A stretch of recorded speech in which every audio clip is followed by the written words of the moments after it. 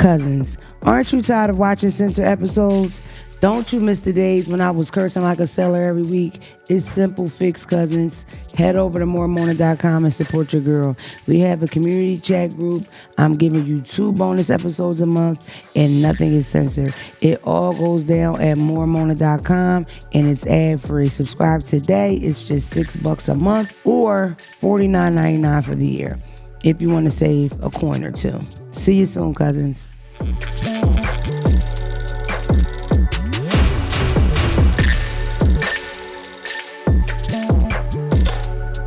Don't call me white girl. Hello, cousins. We are here. It is a very exciting day. Episode 200.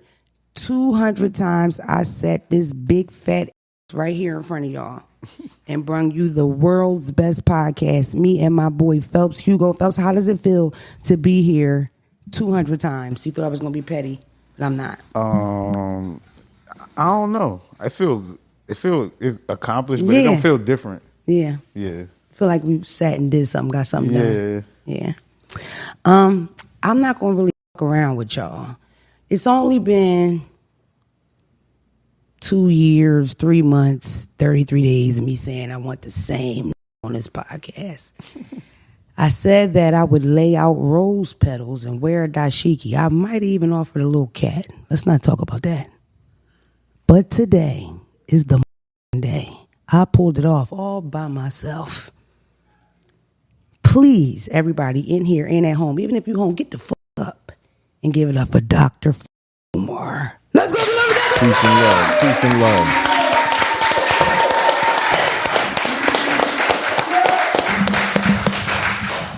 I'm a little excited. If you look around me, I'm not the only one. Right? We did all this for a guest. I come in here sweating, eating flies. But the day Dr. Umar come on, we pull out all the stops. Dr. Umar, welcome. Thank you, Queen. Glad to be here. Wilmington, Delaware, shout out. Don't call me white girl, Sister Mona. It's an honor. 200th, that's important. 2 represents balance, 1 and 1. So this 200th podcast is taking you into the other side of your destiny. So we expect great things from you for the next 200 episodes. God damn. Yes. Y'all ain't say no shit like that. Cut that up. Dr. Umar, do you remember when I ran down on you? Yes. You pulled up at the Frederick Douglass Marcus Garvey Academy. Yes, I did. Beautiful building, I must say. And I said, that's a cute, thick, light-skinned queen right there. That's exactly what it is. Oh my God, I didn't know you'd be so honest. No, you are very, very important to us here. Me and Phelps love you. It was real important for us to get you. You coming on the 200th episode is so perfect. It's so much I want to talk to you about, right? Sure. We're going to jump right into it. Both of us are Philadelphians. Yes. We're both from the north side of Philadelphia. Yes. Right? Your thoughts on the end of the strike and when the level Cherelle plays in it, or everybody, where everybody plays in it. The union leader, because they came to some type of agreement. It's over with now. Yes.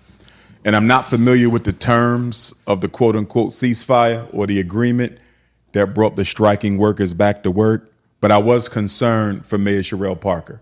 I don't know her personally.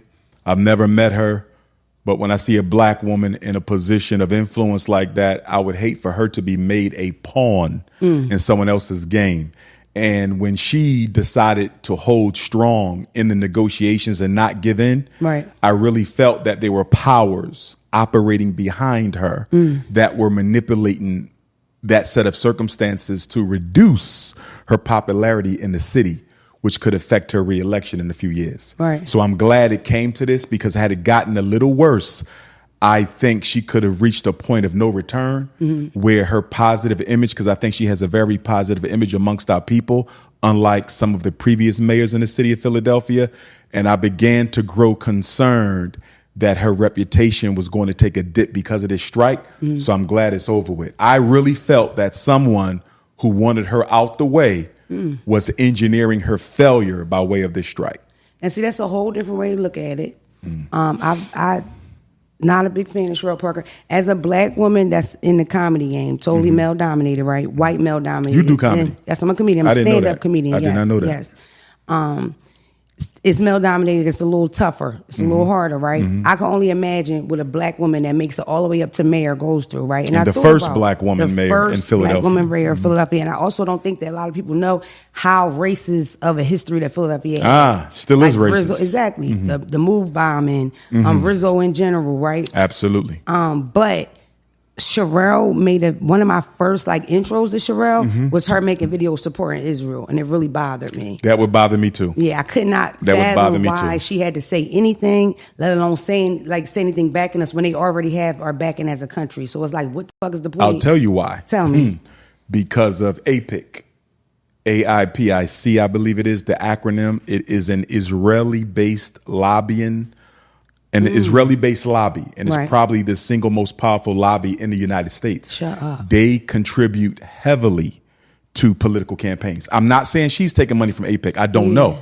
But I do know that AIPIC and other Israeli-backed lobbies play a big role in who gets campaign financing and who gets elected. Yeah. So a lot of elected officials, especially Democrats and Republicans, they bow down to Israel because of that money and that control. Right. Yeah, lobbyists, period. But and I don't know if at home, I'm going to assume y'all know what lobbyists. Lobbyists just people that back people's campaigns. But I mean, they argue and negotiate and fight for the changes that their clients want to see in their best interest. Absolutely. It also explains why LeBron James stood with Israel. It explains why Floyd Mayweather stood with Israel. In fact, Floyd Mayweather flew a plane full of supplies to Israel, if I'm not mistaken. But I don't think he flew a plane full of supplies for Hurricane Katrina or any of these other natural disasters that black people have been affected by. It doesn't surprise me that Floyd Mayweather would support Israel. You know what I mean? It doesn't. Now, LeBron. Well, most of our celebrities are under Israeli control. Shut up. Most of them are. So if they lobbying for politicians, what are they doing for entertainers? The same thing, basically. They have very serious control of branches of entertainment. It's pitiful. I think they own the NBA. They own Hollywood. They own the music industry. True, yeah. They own the Federal Reserve. We might gotta cut some of this shit out. Well, y'all pick and choose. Okay, notice we said Israeli. Right, and not the up, because you better not. Yeah, you can't. Better not. I wouldn't do that to you. This episode 200. And I'm not, and it's and I'm not even gonna get that far into it, but just in general, I don't know if people understand at home, in that war, in that situation, the Israeli goal is to eradicate the Palestinian. There is no selling. It's genocide. It's genocide. They want to get rid of every single one. It's case after case where one person is left and the whole family gone. His grandparents, his little cousins, his nephews. They want to get rid of all of them. So please. But I want to call out the hypocrisy of Black America when it comes to the Israeli-Palestinian conflict. Because prior to former Vice President Kamala Harris receiving the Democratic Party nomination, Black people were adamant against the genocide of Palestine. When Kamala Harris received the Democratic Party nomination, when she backed Israel, not a single Negro said a word. That is hypocrisy. Don't run around telling people to stand up for Palestine and do this and do that and do this and do that. And soon when Kamala Harris endorses Israel, nobody said nothing. That's crazy. Your principles cannot be conditional. Yeah. If they're conditional, they're not principles. Now, with that being said, I got to say this, because I've been going back and forth with different people in our community and outside of our community about the fact that I don't publicly stand for Palestine. I publicly stand for righteousness and fairness. Right. So I'm against the genocide. Period. But Dr. Umar is not taking time out of Dr. Umar's life to fight for the Palestinians, because I haven't finished fighting for the Haitians. I'm not finished fighting for the Congolese. I'm not finished fighting for the Ethiopians. I'm not finished fighting for the Somali. Don't you ever ask me as a Pan Africanist to go and fight for the struggles of another race when my people are still hurting. And we as Black people have put ourselves into this condition, Mona, this corner where every group feels that we are obligated to stand for them when they go through their crises, but nobody is obligated to stand with us. Is that from slavery? A part of it is slavery. A big part of it is slavery, and this is what I mean by that. We are always looking for acceptance because we've been kept out so long. Yeah, it feels like this is why we date outside the race. We want acceptance. This is why we move into other people's neighborhoods. We want acceptance. This is why we send our kids to black colleges, white colleges. We want acceptance. I just feel like I burnt it out. Like I want to try because I've ran through it. You know what I mean? But here's the thing, though. power is concentrated, right? Power is concentrated. How do you build black power if black people don't even want to live next to each other? Damn. Are we playing the long game or are we playing the short game? Right. Because if you playing the long game, black people got to live next to black people or you don't get black power. So they're like me. I'm a little late in life. We don't got to discuss the number. Now, me getting with somebody, I ain't making no children. You know what I mean? I'm not going to You're marry still young enough nigga. to have babies, though. You're not done. am, but I meet some white Okay. guy. That's Okay. not where we taking it. We just dating. That's still going against the movement us as black people moving us up. Me dating outside my race, even if it's You're just dating outside your race now? No, I never have. I've never dated anybody Oh. besides a black man. Yeah, I was about to say. I'm asking if even dating without marriage and without making babies, is that the same thing? Where it's the like same. not with our advancement. It's the same. Because here's the thing. When I walk down the street with a white woman, the little black girl don't know if I'm going to marry her or not. Facts. The little black girl don't know if I'm going to impregnate her or not. The little black girl don't know if she a baby mom or a fiance. But what that little black girl can see, Dr. Umar is more invested in this white woman than he is in a black woman. And that's a problem. And that's going to hurt her self-esteem. We have to look at the example that we are putting out for our children. If they don't see black love, why would they want it? Have you ever? Never dated outside my race. Not even. Real. I've dated two Not Puerto date- Rican not- Africans until I realized that they no longer wanted to be African. What's a Puerto I've had white Wait a girls. minute. I've had white girls being attracted to me all through college. You attractive. All through college, white girls. When you And say- I knew for some of them they wanted me because they wanted to see if I was really what I say I was. You know, you could feel it in them. Like, if I can get him to clap these cheeks, I can get any black man to clap these cheeks. So I can tell when it's genuine, and I can tell when they're trying to test King Kong. Right. You see what I'm saying? King Kong. But I tell people like this: if I ever sleep with a white woman, you know she's not going to her grave without the world knowing that. I don't see a white woman taking that secret. Can you see that? Yeah. I don't see a white woman taking that secret to her grave. If I ever clap pale, flat cheeks, the world will know. I want black power. I want black power. I want Martin and Malcolm. I want Megan Mandela. I want Huey. I want George Jackson. I want Bunchy Carter. I want Thomas Sankara. So you said you said Puerto Rican African, so you never slept with half white, half black. No, mixed race is fine. Mixed race is fine. If a sister got a white mother and a black father, or a black mother and a white father, She's that's black. fine. If she identifies as black full time. Do you see that? Yes. It's not just enough to be biologically black. You got to be psychologically black. If you don't identify, I don't accept you. Yeah. You feel me? Have you went down that road though? Oh, I've dated plenty of mixed race sisters. Okay. And many of my ancestors have dated mixed race. Martin Delaney, the grandfather of Pan Africanism, his wife was a mixed race African. Okay. See, on the plantation, because we knew that we had no control over how we came into this world, because the master could cohabitate with any woman he wanted to.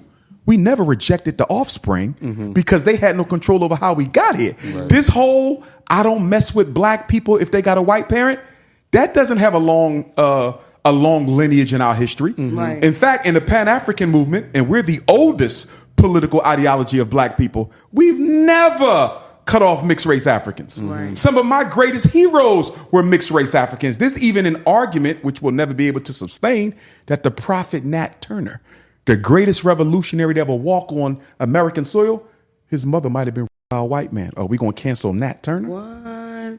I mean, I know that I do feel like it's so new that I don't remember that in my teens or like early 20s where it's like, you're not black just because, Right. you know, your mother. Because the thing on Twitter was like, if your mom's white, then. I'm not into that. Right. But this is what I will say, though. You know how the white girl, she might have a baby and get that asymmetrical bob. And with that nigga, and he do her a little dirty, and then she go back home. So that next baby got that straight hair, and then she has another one that got that straight hair. Now when they go to the pool, one of them look real ashy because she don't know how to shea butter her up and get her hair together. But she's the one black one. But now the mom is with a white man, so the whole house is white. Culturally, that's a white girl.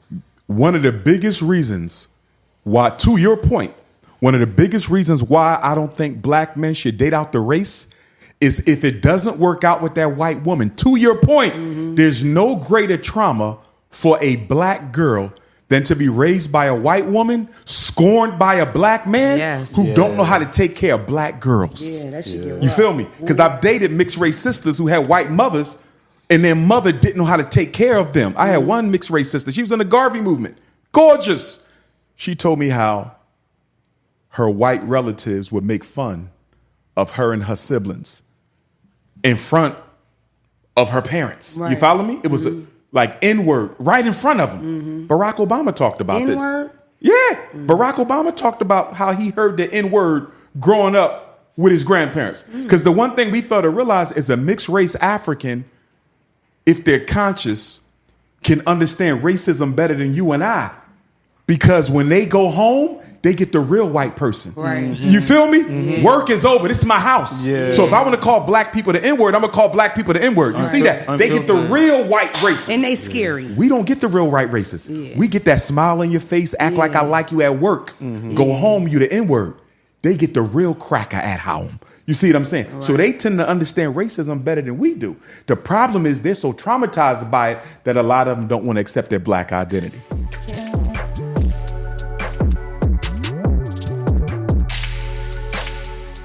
This episode has been brought to you by BetterHelp. Cousins, the 9-to-5 grind, is it stressing you out? Workplace stress is on the rise, and while a small few of us can jet set around the world chasing our dreams, the rest of us have to take this opportunity to focus on our wellness and learn small steps to manage workplace challenges. Of course, I want to go to Jamaica with Lil Eb, but it isn't a long-term solution to Zack stressing me out with these damn clips. So I've learned to take long walks, silent drives, and roll my eyes behind his back. But I had to learn that therapy can help you navigate whatever challenges the work day or any day might bring. Cousins, it's helpful to learn positive coping skills and how to set boundaries because people will take advantage if you let them. Trust me, I know. That's why I'm so thankful that BetterHelp has over 30,000 therapists who have served over 5 million people globally. And they're ready to help you too. As the largest online therapy provider in the world, BetterHelp can provide access to mental health professionals with a diverse variety of expertise. Unwind from work with BetterHelp. Our listeners get 10% off their first month at BetterHelp.com/DCMWG. That's BetterHelp, HELP.com/DCMWG, and get on your way to being your best self.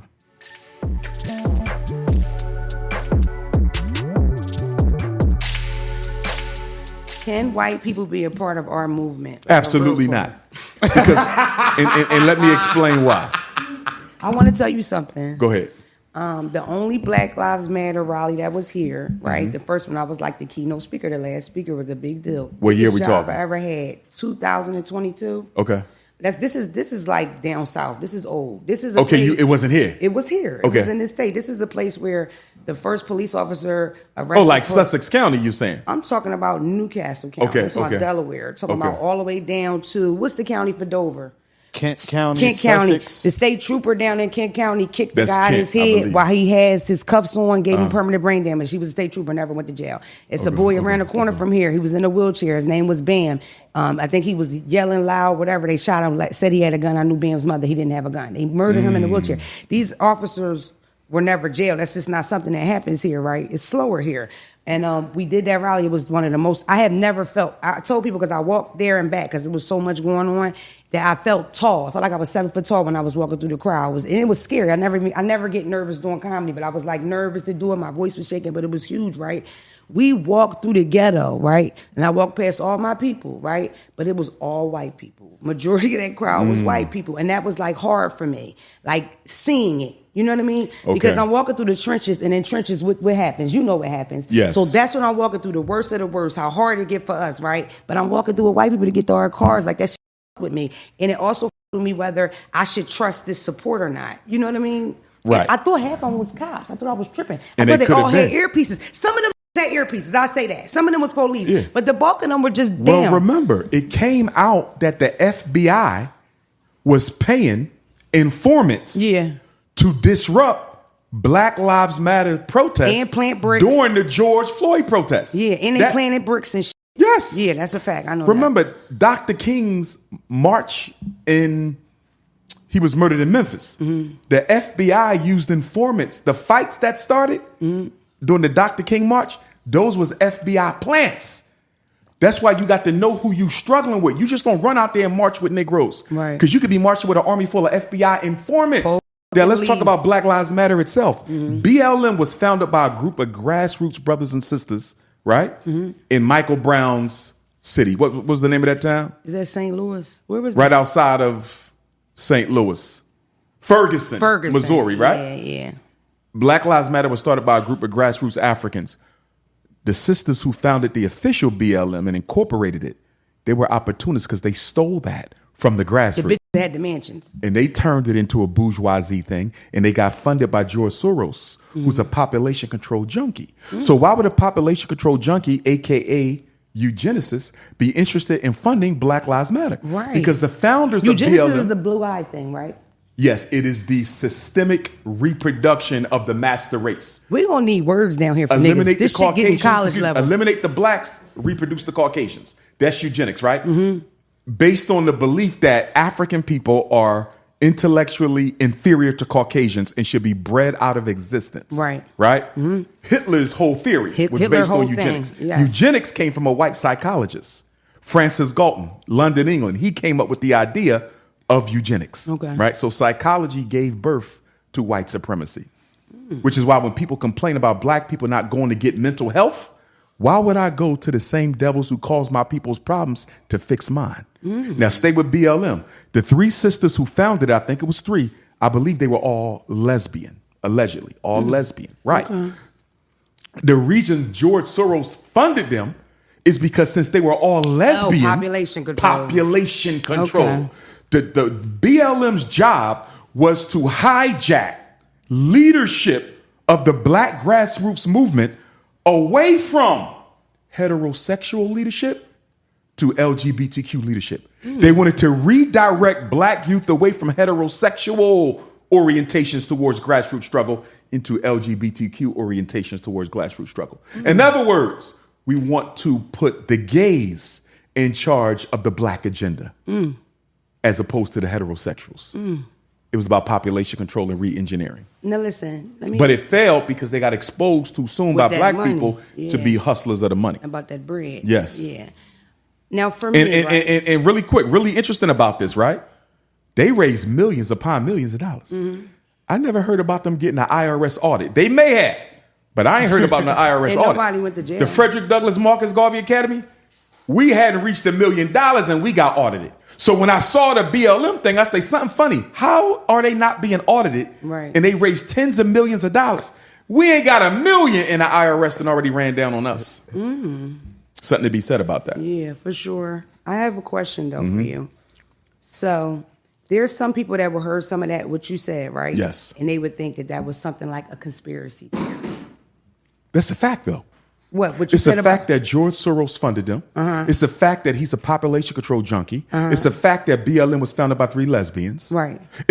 Now you can debate whether or not the purpose of them being funded by white interest groups was for something other than taking away the leadership of the black grassroots struggle away Right. from heterosexual leadership to homosexual leadership. But can we just use common sense? You have a movement led by three lesbians funded by a population control junkie. It's only one way you taking this away from heterosexuality into the sexual confusion. And then once you get the attention of the young You say activists- sexual confusion? Sexual confusion. Okay. From an African cultural perspective, same-sex relationships don't fit within our cultural reality. I'm not demonizing nobody. Okay. I'm not canceling. I'm not disqualifying. I'm simply saying as African people, those are not lifestyles that our ancestors practiced or ever considered to be healthy for us. A big problem we have as black people is one of the negative collateral damages of integration. We pick up everything from the enemy. Am I wrong? Whatever white folks do, we got to do it. You saying that we picked up homosexuality from You white damn right. Do you know that black men were being on the slave plantations? Yes, I do. You understand? Do you also know that some of the sexually transmitted diseases that are so popular amongst black people today, There's no record of them having ever existed in Africa. There's no proof of chlamydia in Africa. White people There's no definitely was proof sick. of gonorrhea in Africa. A lot of them diseases came down from Europe through the Black Plague, the Dark Ages, when they were not washing their asses for hundreds of years. They really historically didn't wash up. That's a fact. I know that. Yeah. We taught them how to use soap. We taught them how to wash. Yes. This is the thing. What was Columbus So- looking for? When Columbus took his sail to the so-called New World, he was looking for India, right? Right. But he found the Caribbean. Yeah. That's why they call it West Indies, because he thought it was India. He didn't know where he was. Right. But what was he looking for? Spices. And why did he want spices? Because traditionally in Europe, because they did not wash, they had no concept of soap, they would spice themselves up. Like you soap yourself up, they would spice themselves up. They use spice to suffocate the funk. Black queens forever, snow bunnies never. I don't think I'm gonna make it far past this, y'all. Just call it the Umar Show. Darken out where my name is and just light them up. We'll watch him. Hey, we wasting time here. You know what I mean? This is what I do to podcast. I can't. I got a question. Yes, You sir. got that. I understand you into like child psychology and stuff, right? My doctorate is clinical psychology, and I'm a certified school psychologist. So yes, child psychology is my thing. Okay. Clinically and educationally. Right. And so I understand you say white people can't be a part of the movement, and you opening a school with all black kids, right? Let me clarify. Oh, In the state of Delaware, you cannot refuse admission into a school, even if it's independent, on the basis of race. Okay. You follow me? That's like you taking your child to a white private school in Newcastle, right? They straight independent. Yeah, they don't get no government money, right? Just like us. And they tell you your child can't come here because they're black. It's against state law. So if a white person wants their child at our school, we have to consider them for admission. We cannot exclude based Okay, on race. so We can make it hard like they do for No, us. so that. Well, if they want their child learning voodoo, bring them on in there. So no, listen. That was my next question. Is if basically if you had like a group of white kids, you say they was ages of 6 to 10. we want to start with second, third, and fourth. Okay. Around there. So 7 through 10. So what I'm saying is how do you go about teaching white youth the history? Whose history? Ours. Ours? Doctor. Okay. However, Always begin with the end in mind. I'm teaching white children black and African history for what purpose? Why am I doing this? I don't. That's my Negro, question. why am I teaching white kids who I am? No, I'm not about you or blacks. No, us as a group. He's saying who like us. Why are would telling them we teach anything? white children who we are? What's the purpose? It's a part of history. It's a part of American history. Black people. Why are white parents sending white kids to us to learn about black history? I don't.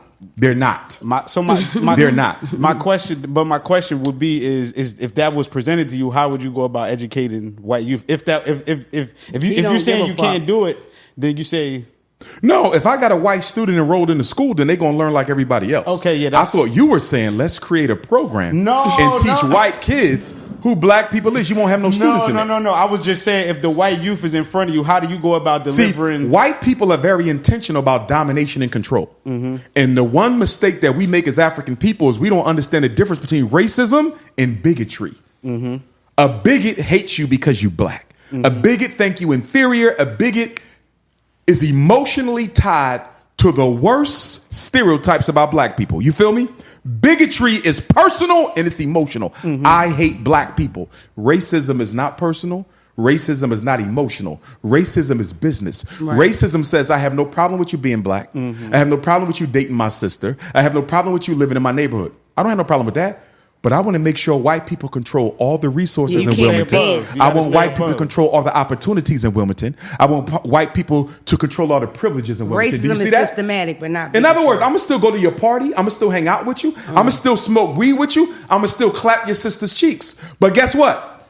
When it comes to power in this city, when it comes to resources in this city, when it comes to opportunities in this city, I want white people in charge all the time. Do you see that? Don't confuse how somebody feels about black people personally from the business of racism. You can have a white person that has no bigotry in their blood at all, and they still want white people in charge. I brought that up because when you talked about education, my argument is education is not a solution to racism. You have black people who think if you teach white people who we are, they'll stop being racist. My argument is the opposite. If you teach black people who we are, they're going to become more racist because the more they see your potential, the more they have to guard white privilege. So you ain't got no friends, no poker buddies. No black person has a white friend. Oh. No black person has a white friend. You just don't know it yet till they turn on your ass. I said no. I said I want black power. No. Dr. Umar, historically, right? Every single white friendship, this is the truth. My mother, I shared with you earlier, my mother moved me to the suburbs, like middle school.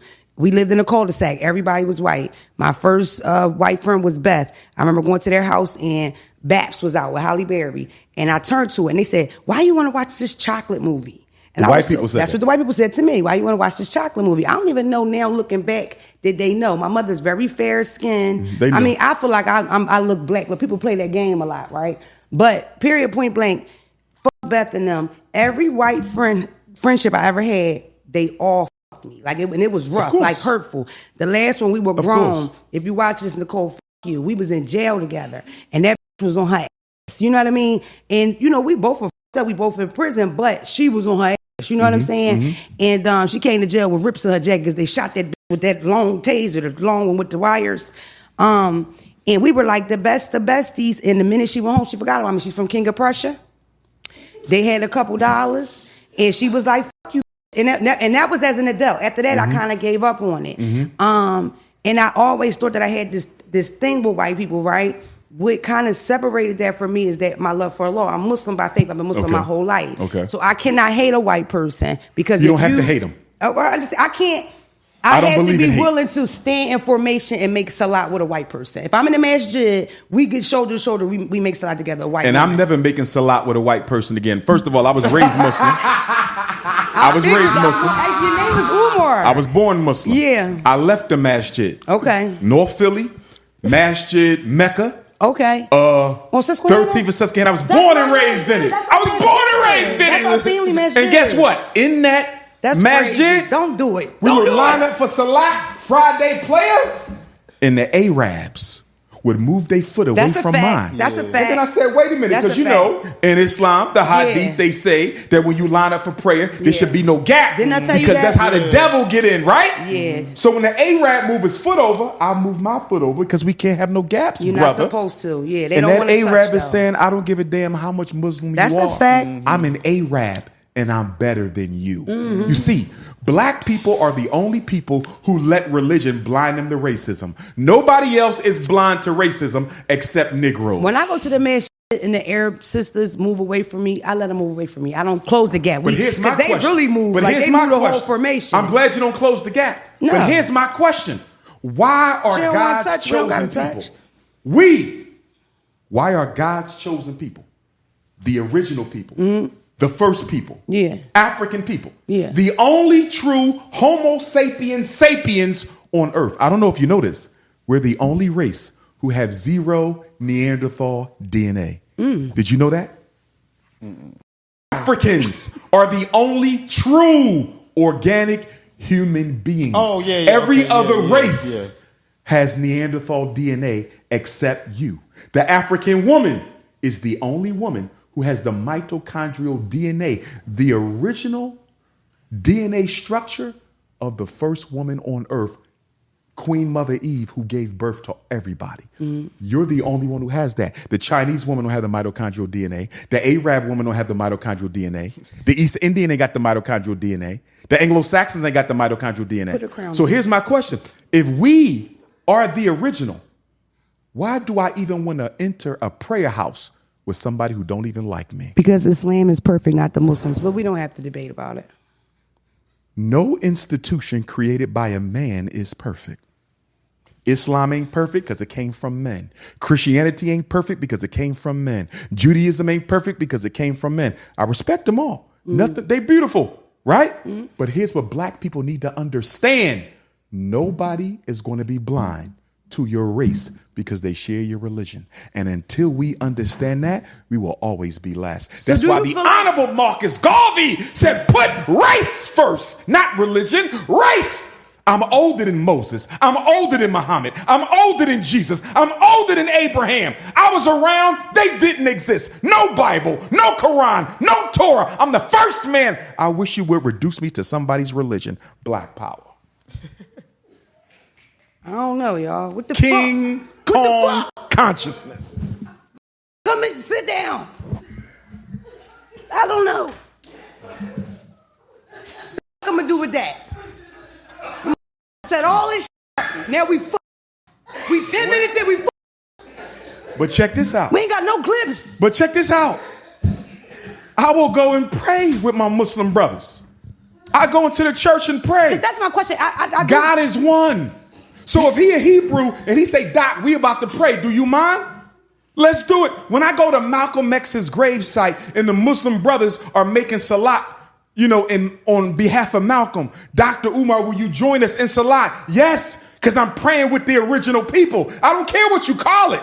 You might call it Christianity. She might call it Islam. He might call it Hebrew, Nawapian, Moor, God and Earth, Nation of Islam, right? Seventh-day Adventist, Jehovah's Witness. I don't care about the label you put upon spirituality. Mm-hmm. Are we worshiping the God of African people? And if we are, I'll pray with you. I don't care about your labels. The Bible says what? In my Father's house, there are many mansions. You choose the room, but the house is still the Lord's. So what is the religion for black people? Being black is the religion for black people. I want black power. Look.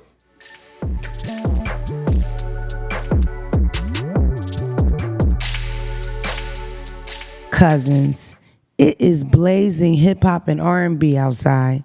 For the delayed cousins in the back, that means it's hot, and I was not okay. But I am now, thanks to MeUndies. We have all been accosted by our sweat on a hot summer's day in our neither regions. Well, let me tell you, it's not just you. Those cheap-ass drawers you're wearing. It's time to splurge on comfort and style like me. I want my cookie to breathe. That's why I swear by MeUndies. Their micro-modal fabric is legit magic. Super soft, breathable, and somehow stays cool even when it's 90 degrees and your AC is losing the battle. And they've got everything. Briefs, boxers for Zaddy, plus cheeky cuts and bralettes that he loves to see on me. Cousins, you know I would rather freeball than to be uncomfortable. So if I'm wearing them, then you can too. Everyone loves these panties. More than 30 million pairs sold and 90,000 5-star reviews. You are literally the only person who hasn't caught the wave. You don't have to run up the water bill showering every 20 minutes because it's hot. Grab your MeUndies and let that thing breathe. Right now, as a listener of my show, you can score sizzling summer deals like up to 50% off at MeUndies.com/DCMWG. Enter promo code DCMWG. That's MeUndies.com/DCMWG. Promo code DCMWG for up to 50% off. MeUndies, comfort that's made for summer. Well, y'all really messed that up. I said Cash App me $200 for my 200th episode, and my Cash App drier than my DMs. But seriously, cousins, I use Cash App exclusively to get money for my businesses. Either is it for a comedy show or a club booking. Getting money is very easy with Cash App, and it's safe.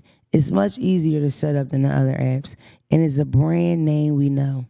Hey, Phelps, did you download Cash App yet? Nah. Come on, bruh. You slowing up my bread. As a Cash App partner, I may earn a commission when you sign up for a Cash App account using the link at the bottom of the screen. At this point, cousins, it's the least you can do. Let me make my little referral fee since you ain't send me no love for offering for my 200th episode. Don't worry, the app is completely safe. Just the other day, it stopped me to make sure I was sending it to the right person. Yes, the app warns you before you get taken by scammers and makes you think twice before you hit send. It's like having a personal bodyguard for your cash. Cousins, what more convincing do you need? For a limited time only, new Cash App users can use our exclusive code to earn some additional cash. For real, there's no catch. Just download Cash App and sign up. Use our exclusive referral code, DCMWG10, in your profile. Send $5 to a friend within 14 days, and you'll get $10 dropped right into your account. Terms may apply. That's money. That's Cash App.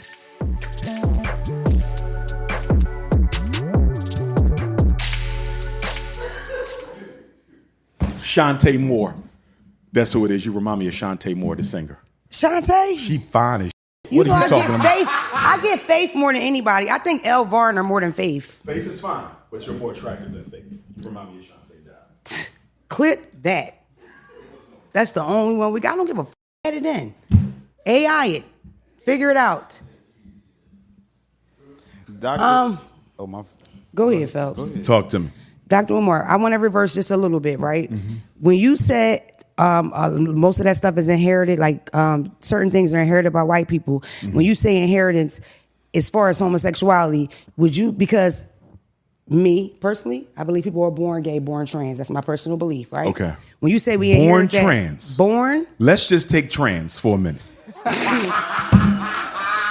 Let's not. Doc. No, let's take trans. No, let's take trans. Are you sure? So you're telling me that you believe it is within someone's DNA structure that they would want to switch their gender? No bull.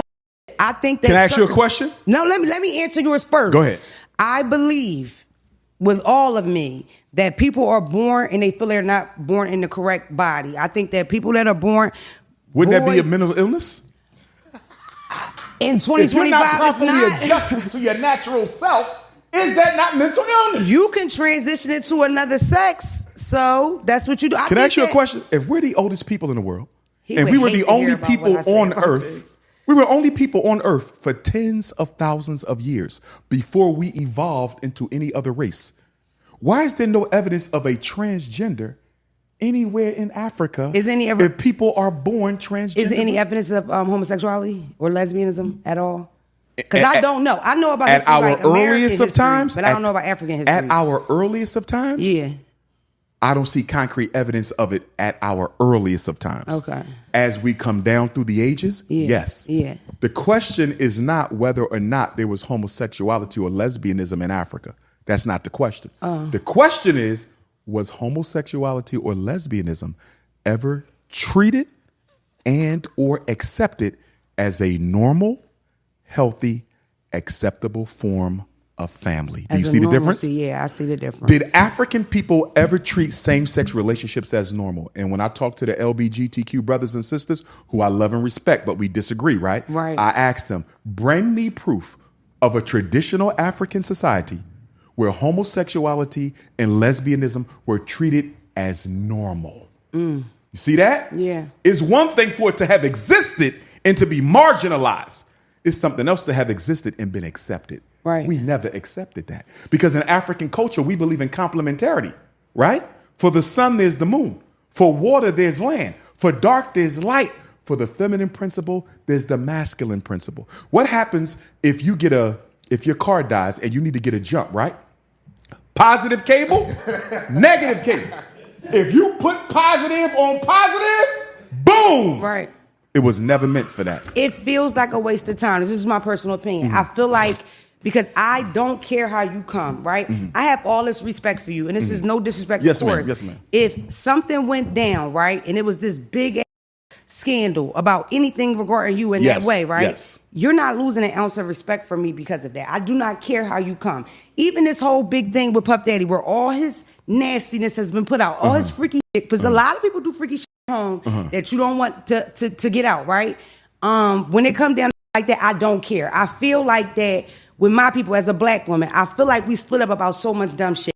Who light skin, who dark skin, who's gay, who's straight, who trans, who not. Can I ask you a question? In my opinion, let me finish. In my opinion, united, we would do way better. And if it's such an uphill battle, why the fuck are we fighting about how you come or what you want to do? What you want to tuck it between your asshole? Why is that my business? So let me challenge you then. Only 1 out of every 4 black women will get married in this country. If my sons become homosexuals, please. Stay with me. Your daughters don't have a husband. The straight ones fucked up. If his sons up. become homosexual, the straight ones is fucked up. No, but that ain't my point, though. My point is, we are inflicting genocide on ourselves by perpetuating same-sex culture. I don't know, Doc. I don't know. Only 20. Did you hear the thunder? That's the ancestors! That's the ancestors rocking with me. Everybody Did home. you hear the thunder? It's thunder. That's Shango. Right after he said that, the thunder did thunder. I don't know which way. Wait, that let me give you went, something. No, can I give you something? This is how I know this is going to be a special episode. You ready for this? I'm ready. I've only had thunder clap on me 3 times. No, listen. Hey, yo, hold on. This real. No freaky. Phelps, this real. No freaky, It's the Doc. clap Phelps, on me. We gotta this real. Y'all reverb ready? that, Doc. No, this is real rap. You just gotta watch I've your only version. had thunder clap on me 3 times. Never in an down. interview. Stay with me. The 200. Stay with me. Okay, all right. The first time thunder clap, I was doing a double lecture. Stay with me. Let him go. Stay with me. I was doing a double lecture in Atlanta with Professor Griff back in 2011 or 2012. I was. Tell me that ain't my ancestors. We lost It's our the power? ancestors. It's the ancestors. I've had thunder clap on me 3 times that I was aware of. First time was at a lecture in Atlanta, 2011 to 2012. That was me and Professor Griff. It was a double lecture. I was speaking on the Mau Mau Revolution of Kenya, and thunder hit, boom, shook the whole place. Right. Second time, South Africa, 2015 or 2016. So 10 years or 9 years ago. I was speaking on something passionately. It was about the struggle in South Africa. Thunder hit right after the end of my statement. Boom. And your podcast was the 3rd time. So when I finished, Shango said, clap! Dr. Umar. Talking about my ancestors ain't here. Out of your mind! Ain't no religion greater than my ancestors. Not one of them! So a class that will be taught in Frederick Douglass Academy is African definitely spirituality and cosmology. hoodoo and And voodoo. that's going to be a very controversial topic. I'm teaching it. Hoodoo I'm the and voodoo, though. Ifa. Ifa. Ifa, which is the spiritual system of the Yoruba peoples of Nigeria. Voodoo is a cousin system. Okay. Similar but different. You feel me? Yeah. But that's still within the family of African spirituality. Unfortunately, because of the propaganda against voodoo, Right. and because of some practitioners in voodoo who have used divine magic for evil purposes, For black, voodoo yeah. has gotten a bad name. Right. But I want you to understand something, my good sister, my good brother. The white man has intentionally demonized and criminalized voodoo because he's afraid of it. Right. And why is he afraid of it? Because it was Used against voodoo him. that our Haitian African brothers and sisters used to give us the first independent free black republic in the Western Hemisphere when they won the Haitian Revolution against Napoleon, the white man's greatest general. Fought them fuckers for Napoleon 13 was years. defeated by an army of slaves. And he fought him for 13. They fought for 13 years, Yes, right? indeed. Yeah, that's a and hell of a so the fight. white man don't ever want no black person practicing voodoo Yeah. because he don't control it. Religions are instruments of control. Yeah. Yeah. The best way to control a people is to make them think God wants them to do things a certain way. If I can convince you God wants you to do this, I never have to worry about arresting you. Religion is the best thing that happened to white supremacy.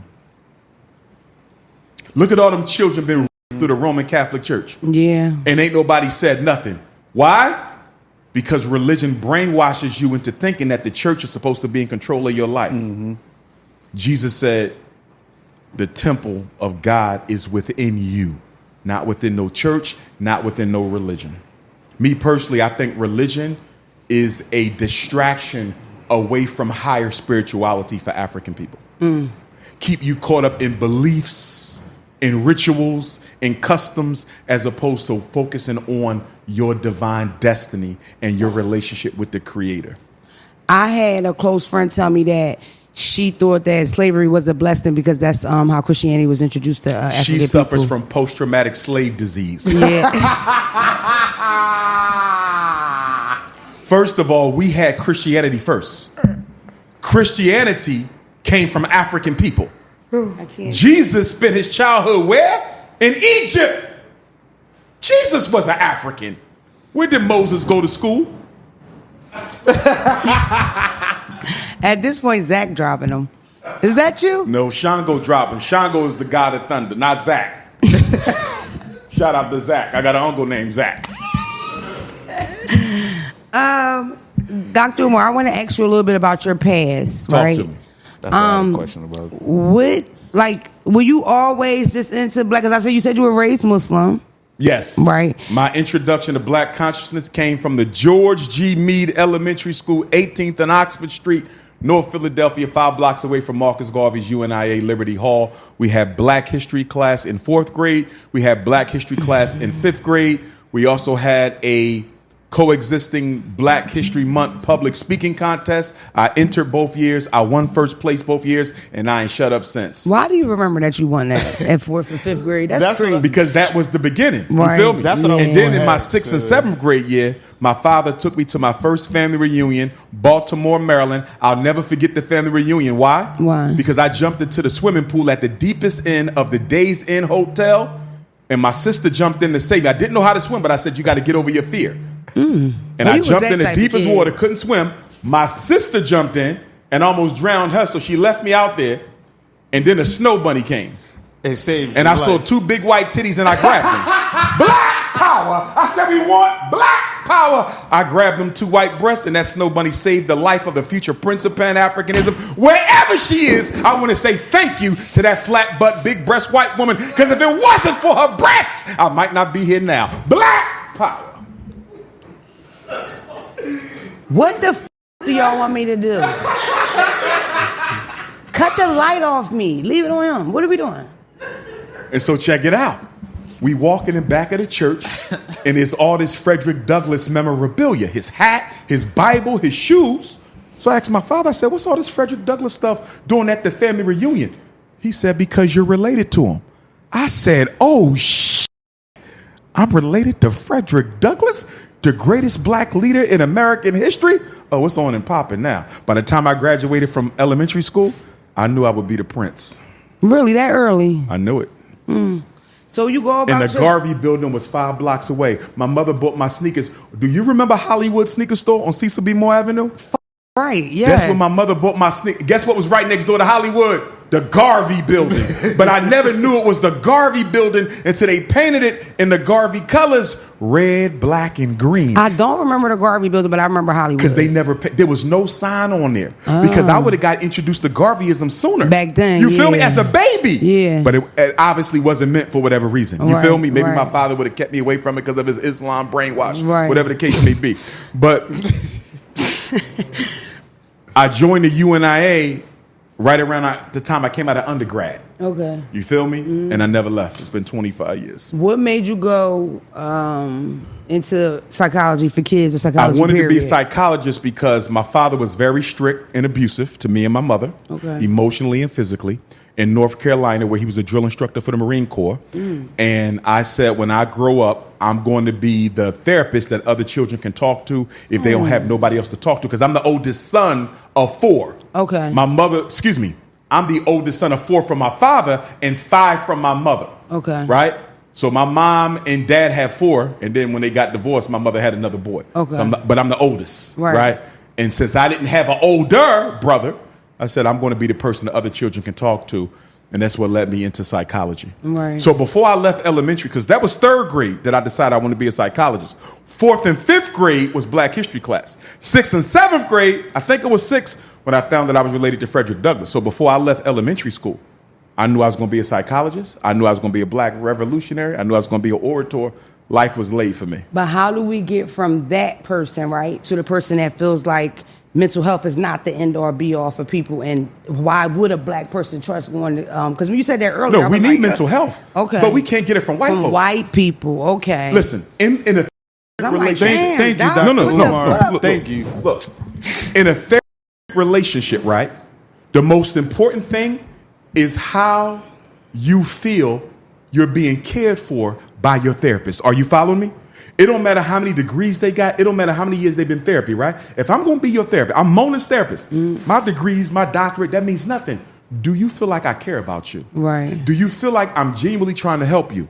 That's what helps people. Right. So if a white person don't like black people, and you know you can feel that, how they going to help you? Yeah. First of all, you're not even going to tell them your deepest secrets because you don't even think they give a damn. We can't barely get help in a regular hospital. They don't give a So the reason black people not going to therapy, there's not enough black therapists. We don't trust white folks. And I'm telling you, as somebody who is in psychology, White people don't give a damn about black folks. And the difference between a therapist, make sure I'm correct. The difference between a therapist and a psychologist, you can write the prescription. No. MD write prescription. Okay. Nobody but an MD. Medical doc. The psychiatrist writes the prescription. Psychologists don't. Okay. We are purely therapy. Okay. Psychiatrists can pull out that pad and give you that Prozac, that Paxil, that Ritalin, that Adderall, that Concerta, that Strattera. That's the psychiatrist. But you want to hear a little funny fact? What? Most people think the psychiatrist has more expertise than the psychologist because they have an MD, we have a PhD, right? Mm-hmm. No. Guess who gets more formal training in mental health while earning their doctorate? The psychologist. Right. Remember, a psychiatrist is trained like a regular medical doctor. You feel me? Mm-hmm. And they get concentrations in psychiatry. But most of their training is regular medical school. Right. So we have more training than the psychiatrist does, although they have the MD. Yeah. How long have you been out of the field? Like completely? Or did you ever work in the field after getting I'm still in the field. I never left the field. Oh, so you still counseling? Yeah. Okay. I still evaluate children. I do it all. ADHD, autism, learning disability, emotional disturbance, blind, deaf, brain injured, orthopedically impaired, developmentally delayed, other health impairment. That's me. What do you think that people were overly put on as ADHD? When I was a kid, we all had it. ADHD is a scam. It's a scam. I think so. When did we get ADD? Forget about ADHD. Let's go back to ADD. And I'm trying to think, because I feel like I was automatically. What year did it start? 1980. Okay. Same year the CIA dropped off crack cocaine in the black community. Did you hear that? I never heard it. Social engineering. We're going to addict all fatherless black boys to a chemical substance. Yeah. And this will be the introduction into crack cocaine. We're going to destroy the black community through chemical addiction. Because it's in the same family of drugs. Yes. Ritalin and crack and coke. Yeah, that's true. Ritalin and cocaine, if I'm not mistaken, are in the same category. Yeah, similar. Very similar at least. Yeah. Drug Enforcement Association. DEA. Let me ask you something else. So for me, right, and I started to talk about this a little bit earlier, I struggle with this a lot. We in an information age. It's information constantly coming to you, right? And for me personally, it's almost like you can read on something, you can go down these, what do they call them? Rabbit holes. You go down these rabbit holes. You go down these rabbit holes and you trying to get all this information, and sometimes things can be put off as conspiracy theories, or people will say that that is a conspiracy theory. For me, the reason why I wrestle with that, right? When I read about things like J. Edgar Hoover, right? Mm-hmm. A lot of that J. Edgar Hoover who was a mixed race African. Go ahead. Was he? Yep, it just I thought he was a homosexual. One is race, one is sexual orientation. That's all I knew about him, that he was gay and he was his sister and they lived together. And he was a closeted black person. Shut the he was pretending to be white. Yeah. I did not know that. It came out. His relatives exposed him and said, yes, mixed race.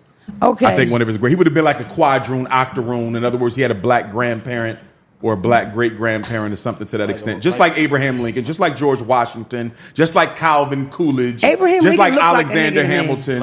Abraham Lincoln looks black to me. Oh, yeah. He was darker than Barack Obama. I'm the only person that think that. Abraham Lincoln looks like an old black drunk. Yeah. Abraham Lincoln had black blood. Remember, on the floor of the U.S. depression. On the floor of the U.S. Congress, they used to call him Abraham Africanus. The white congresspersons would call Abraham Lincoln Abraham Africanus. In fact, if you watch the movie Lincoln, the movie on Abraham Lincoln, there's a scene where they're debating slavery, and one of the congressmen gets up and they call him Abraham Africanus. That was the slur they gave him, letting him know we know you black. Shut up. Rewind. Almost lost Barack Obama was not the first black president. He was the first one who couldn't hide it.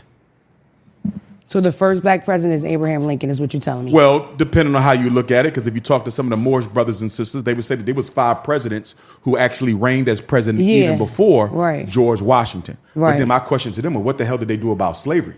Because I don't care about no 5 black presidents if they didn't do shit to stop my people from being dehumanized. Right. See, when you let me go back. ADHD. 1980, ADD. 1988, ADHD. Why did they add the H in 1988? Why did the word hyperactive get added to the definition? Why did it go from ADD, 1980, crack same babies. year the CIA dropped off crack? Exactly. There's no drug that can make you pay attention. He's on ADD meds. You're on ADD meds. I'm on ADD meds. No drug can make you pay attention. The drugs only slow your brain down. The drug companies were not making enough money. The drug companies were not making enough money, so they added hyperactivity to do what? Justify drugging everybody. Today, if you just inattentive without being hyper, you get in a medical prescription. They drugging everybody. $30 billion a year off psychiatrics. Anytime you're in a situation where you have doctors over-prescribing something, it leads into an epidemic. Early 90s, they over-prescribe Oxys, Percocet, things like that. That's why we have Kensington now, period. There's no and also a big reason why you have Kensington is because of ADHD. Most of the Kensington opioids, they were the ADHD kids 10 years ago. Yeah, that's a fact. ADHD. You getting a kid used to changing how you feel with a pill, The period. Ritalin, the Adderall, the Concerta, the Strattera, the Cycler, these were the gateway drugs. Right. What happens when you're used to getting high on child psychiatrics all through school? And then you graduate and you no longer getting this free dope. You end up in Kensington. Right. America creates drug epidemics. That's a fact, for sure. Because it's how you control populations. For sure. Me doing like research into the Sackler families and stuff like that. They had a real good show on TV called Painkiller, and it was like, I mean, it could have been a biopic the way they did it.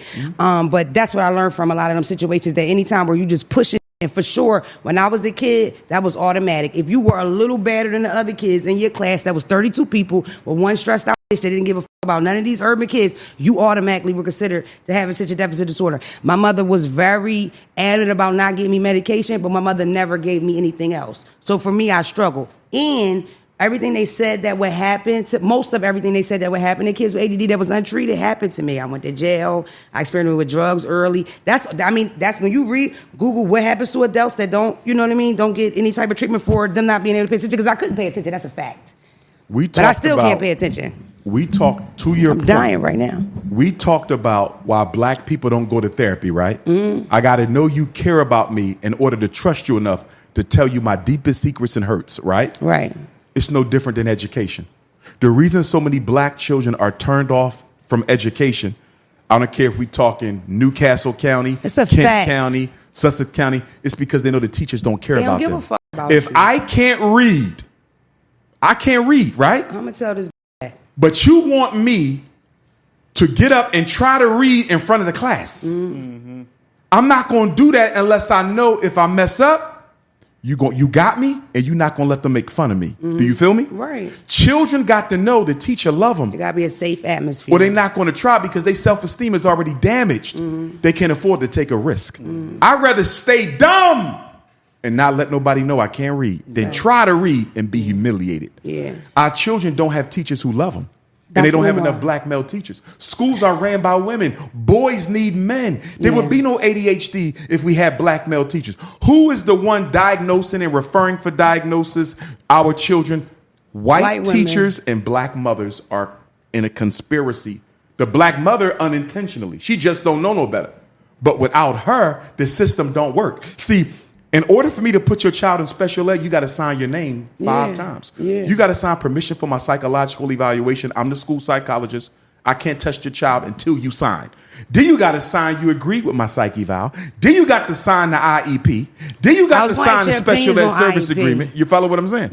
Incarceration, education, preparation. Well, how did I know he was going to be right? So IEP? You don't go to special ed unless you signed your child away 4 times. So when the parent in Wilmington come up to me and they stop at the school, Dr. Umar, I got a question about my child. They put him in special ed. Don't tell me what they did. You did it. Because if you didn't sign your name, your child still be in a regular class. They are using our ignorance against us. And I'm very disappointed in black men. I mean, they give you a little check, too. Yeah, but the school gets more money than you ever get. Shut up. Oh, the school gets paid. There would be no special ed if the school ain't get paid. You think they helping? Special ed is a business. He almost said No, special ed is listen, when you put a child in special ed, you get twice the money for them. Shut up. I didn't know that. Woman! I know how much you get. This is a hustle! I know how much you get as the mom. Let me give you an example. Let's say Wilmington City Schools, right? Let's say Newcastle Schools spend, and I don't know what Newcastle spends per child. Let's say $11,000. Nah, that's too low. Let's say that's like one teacher's paycheck. Let's say $11,000 per kid per year. Once Dr. Umar says, or some white racist school psychologist in Wilmington says your child reading disabled, math disabled, comprehension disabled, speech and language impairment, emotional disturbance, ADHD, conduct disorder, ODD, right? Intellectual. The minute I give him a label and qualify him for special ed, he ain't worth $11,000 or more. He worth $22,000. Oh, big business. The failure of black children is big business. Let me give you an example. I'm a principal in Wilmington, right? Hypothetically. Well, I will be in real life, but we talking public school because we're not going to have special ed at FDMG, right? Right. I got 3 black boys that 3 snow bunnies sent to my office. And they said, Dr. Umar, these boys can't read. They in the 5th grade. They read on the 2nd grade level. I got a decision to make. I could do one of 2 things. Send them to special ed, right? Set them up for prison, or use some of my Title I money and pay some of these teachers to tutor them after school. You feel me? I'm either going to help them or I'm going to throw them in special ed. What's the big difference? To help them, I got to spend money. Right. If I put them in special ed, I make money. Yeah. What do you think these principals doing in Wilmington, Delaware? They put them in special ed. Yeah. If I go into your schools in Wilmington, Delaware and evaluate half the kids in that school, I bet you they're not in special ed because they can't learn. They're in special ed because they've never been taught. They're in special ed because they don't know how to sit still. And it is illegal in the United States of America to put a child in special ed for behavior. You don't go to special ed for behavior. You go to special ed because you got learning problems. But most black boys in Delaware in special ed for being bad, That's which a is fact. illegal, but their parents don't know. But can I give you the sad part? If we go tell their parents that your son should not be in special ed for behavior, they're going to curse me out and say, get out my face. Do you want to know why? Number 1, she's getting a check. You are not going to take him out of special ed, Dr. Umar. What about my hair money? $1,100 and you ain't got to get that medicine. Check it out. She getting a check. Number 2, he never going to be retained another year in school. When a child is put in special ed, we can socially promote him. Did y'all hear what I said? Once I put him in special ed, he automatically going to 6th grade. Still can't read. Automatically going to 7th grade. Still can't. In special ed, you can promote them due to age, not achievement. You think that mother going to take him out of special ed where he got to read and practice and study and he getting socially promoted and she getting a check? He'll be on honor roll until he graduates. Listen to this. He'll be on honor roll until he graduates. And then the mother will find out the day after graduate that my son, who's been on honor roll since 5th grade, can't read. And do you know why, Mona? In special ed, children are graded based on effort, not achievement. Let me give you an example. He's in the 5th grade. You're in the 5th grade. He's in special ed. You're regular ed. Y'all brother and sister, y'all twins. Y'all come home, both of y'all report cards got A's and B's, right? Guess what the big difference is? You're in regular ed, your A's is based on achievement. You're making state of Delaware achievement. Your A's is based on effort. Your ass still can't read, but nobody told your mother that the A's and B's on your report card ain't got a damn thing to do with whether you're learning or not. It's only judged on whether or not you tried. Dr. Umar, you know I was physically assaulted by 3 teachers. Yes, hit. I got hit. My first time I ever got hit was in Philadelphia. I went to Fitzpatrick Elementary. Miss Dyson, she smacked me with a book on the boulevard because they would bus us up from Norfolk. She smacked me with a book, and she came because we would gather. This is before Philadelphians rode SEPTA and got school tokens, so we would ride the cheese. And she came and gave me, I always was a big girl, came and gave me this big Hershey's, and I was like, you all right, bitch, and that was that. 6th grade, we came here. 7th grade, we came here. My sewing teacher, I would smell alcohol on her breath all the time. She punched me in my chest, right? By the time I got to 9th grade, my teacher was named Miss St. Julie, and she pushed me, and I flipped on her. That's my first time going to jail. It was a prison in my high school already. I went to William Penn High School here in Delaware. I was supposed to go straight to jail, and my mother came to get me and said, we're not going to jail. They got to come get you. We went to my house, and I was basically on a run for like 30 days.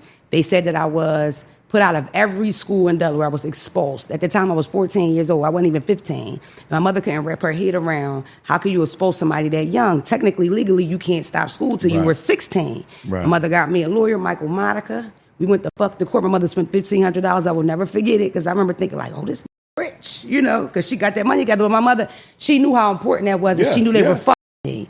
But imagine all the parents that don't have them type of resources, that don't understand you could fight back for shit like that. And let me give your mother this. I'm going to give your mother her flowers. She's still with us. Yeah, she's still here. I'm going to tell you why. A child don't remember everything, but there's one thing a child will always remember, no matter what.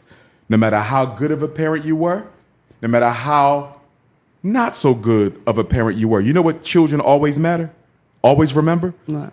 Is when their parents stood up for them. Yeah. You never forget when your mother went to bat. Even if she couldn't prove if you were right or wrong.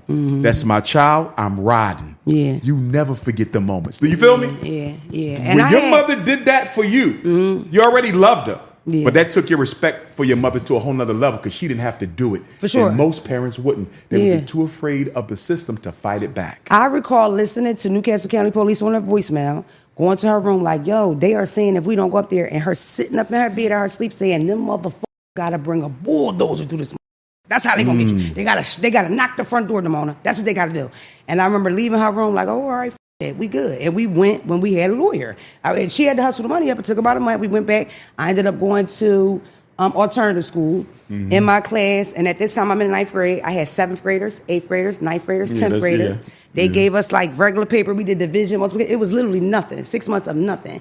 I earned my way back to regular school, but legit, I didn't learn anything for the whole year. Oh, the alternative schools, they don't teach. Nothing. The purpose of the alternative school is to waste so much of your time that you drop out and enter street life. Right, because it's hard to get out. All juvenile programs, halfway house, juvie hall, alternative school, foster care, you feel me? Foster care, yeah. All of them are designed Get you ready for jail. to frustrate you and waste your time so much that you drop out and enter the streets and Go end to up in jail. jail. That's a fact. First of all, foster care is introduction to sex trafficking. Foster care is introduction to sex trafficking. And let me tell you why I say that. Please. Once you turn 16, they set you free. Why are you a 16-year-old girl? She ain't got no job, no house, no parents. How else she gonna make money? And you putting her on the street. Yeah. What's she gonna do to make it? Yeah. Sell her body. Yeah. And I'm gonna give you this. I can't prove it, but I know it's true. There's a quota. Child family court. They must kidnap a certain number of black children every year off the street or from their parents. False allegations of abuse and neglect. You with me? A certain number every year. Why, Phelps? Why, Mona? The government needs research monkeys for its experiments. You can't buy a human. You can't make a human. Do you feel me? Only black kids, you saying? Primarily black children. Okay. Primarily. Because remember, most of their population control weapons are aimed at who? Us. They're not trying to get rid of white folks. They ain't got enough of them as it is. You see, they dying off. I don't think I ever believed in population control. Well, we don't believe in population control because we the population. Right. Black people are the biggest race on earth. So we don't believe in no damn population control. But white folks are always trying to get rid of us because there's too many of us and not enough of them. And they're dying off, correct? Of course. That's why white women who hate black people will have a black man's baby in a minute. You know why? Why? Subconsciously, she don't even understand that the first law of nature is self-preservation. She don't know why she's attracted to that black man. She thinks it's because of his penis. No, it ain't. That's what I thought. It's because of his genetic material. He can help your species survive a little bit longer. Damn. It's the subconscious call. When I feel that white women sending me vagina energy, no! It's nobody mind control. I gotta wait. So you very important to the culture. Yes, sir. You know how to captivate us, but you educate us, even though you make us laugh. The reason I do that, Phelps. I was gonna say, how did you like if, for instance, you know how if you was to watch like an old, I don't know, Michael Jordan introduction, we would see him at 6 years old doing the same thing he was doing as an adult. Yes, sir. When you was doing this speaking and stuff as you know, were you making the class laugh in the middle of saying something important? Like, were you always like this, or was you like, you know what? I know how to make people laugh, but I got to get them to listen. I'm gonna tell you what happened. Yeah. When I first of all, because it's a unique style you got. Yes, sir. I've always been into public speaking, right? Mm-hmm. When I blew up in 2010, that's when everything went to another level. A Chicago interview and a Harlem lecture changed my life forever. September 18th, 2010. Shout out to that. My first couple lectures I gave before I blew, So I'm going before I blew. I used to do a lecture series at the African American Museum in Philadelphia, and also used to speak at the UNIA. That's my beginning. African American Museum of Philadelphia in the Garvey movement, right? And I made an analysis. I said, you know what? Your information is so strong. If you don't sugarcoat this as much as they love to hear it, they're not coming back because you're making them take responsibility, and that ain't something black people really want to do. You feel me? You telling them what they really already know, but they don't want to accept it. What keeps everybody coming back to church? You don't expect nothing from them but money. Do you feel me? The pastor never makes you build anything. The pastor never makes you change anything. You follow what I'm saying? There's no responsibility with church, no obligation. Just make a donation. So I said, you're going to have to make this a little sweeter for them to eat it. You got to feed a baby food. You feel me? So that's when I said, you got to put a little bit of humor in this. Because if you don't put no humor in your message, although they know it's true, they're not coming back a second time to hear it because it's too strong, it's too real, it's too pure. It's hard, period. If I go live, I'm live for 20 minutes, and if we just so happen to fall on the subject of redlining, that's the first time I ever had a conversation with other adults about stuff that I assume other adults knew. And I'm having this conversation with grown people older than me about redlining. They have no idea about it, and you just watch them lead a live. Like if I'm a funny person, if I give any real information, half of them leave. Oh, they don't want, because black people don't want responsibility. You brought up earlier, you said information overload. You know how I deal with information overload? How? One simple question. How does knowing this change anything about the black reality? Right. I had a Negro text me early today. He said, Dr. Umar, is the earth flat? I said, Ninja. He said, is the earth flat? Is that feeding anybody? Is that educating anybody? Is that stopping the violence? Is that opening the hospital? Is that starting the supermarket? Is that in the police brutality? I don't give a damn if the earth is flat or shaped like a banana. If it ain't changing nothing, I don't want to talk about it. That's how I feel. I give you another one. The Pretendians, right? Y'all familiar with the Pretendians? Africans who want to be Indian. Yeah, the ones that claim that they got Native American. No, they do have it. I got Cherokee in me. But here's the problem, Phelps. You got 4 grandparents. How the f did you know that? Me? I was lost. Nah, look, that's a real thing. No, that's real. Oh, I'm lost. But here's the thing. You got 4 grandparents. You got 8 great-grandparents. You got 16 great-great. 32 great-great-great. 64 great-great-great-great. 108 great-great-great-great-great. Can I ask you a question?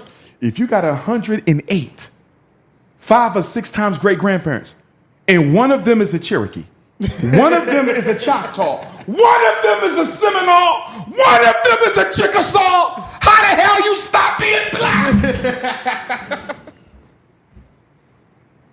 Do you feel me? Nah, I feel you. You look like Shaka Zulu talking about, I ain't come from Africa, I was already here. Please. And it's crazy that you say that because my cousins, they are real quarter Native American. Their grandmother was straight. You feel me? I knew her. Lived right in West Philly, but they never was like, "Oh, I'm Native American or I'm Indian." They was like, "I'm black." You feel black me? people don't want to be black, so we always coming up with new things to be because we think that if we tell the white man, "Hey, Mr. What Donald Trump, I'm not African American, I'm Chickasaw." Oh, I'm sorry, I didn't know that. Put him in another group. Yeah. Nobody's going to stop treating you like a black person because everybody know you black but us. Right. But here's my question. What does it change? Yeah. What does it change? And this the thing, though, too. I feel like, because I think that goes First of all, the Cherokees ain't letting you on the reservation. Nah. You're not getting no casino money. I'm serious. Yeah. Do you know that, first of all, why are we the only ones that ain't getting nothing? That everybody got, they Indians got casinos. Question of the night. You thinking now. Did y'all get the question? Question of the night. Mona said, why are we the only ones who didn't get nothing? Let me tell you what the Native Americans did that the American Africans did not. What? When the Native Americans sat down to negotiate their treaty with America, they did not ask to be Americans. They asked for their own land and their own territory. Do you feel me? Yeah. They said, I want a piece of America. Black people said, I want a place in America. Yeah.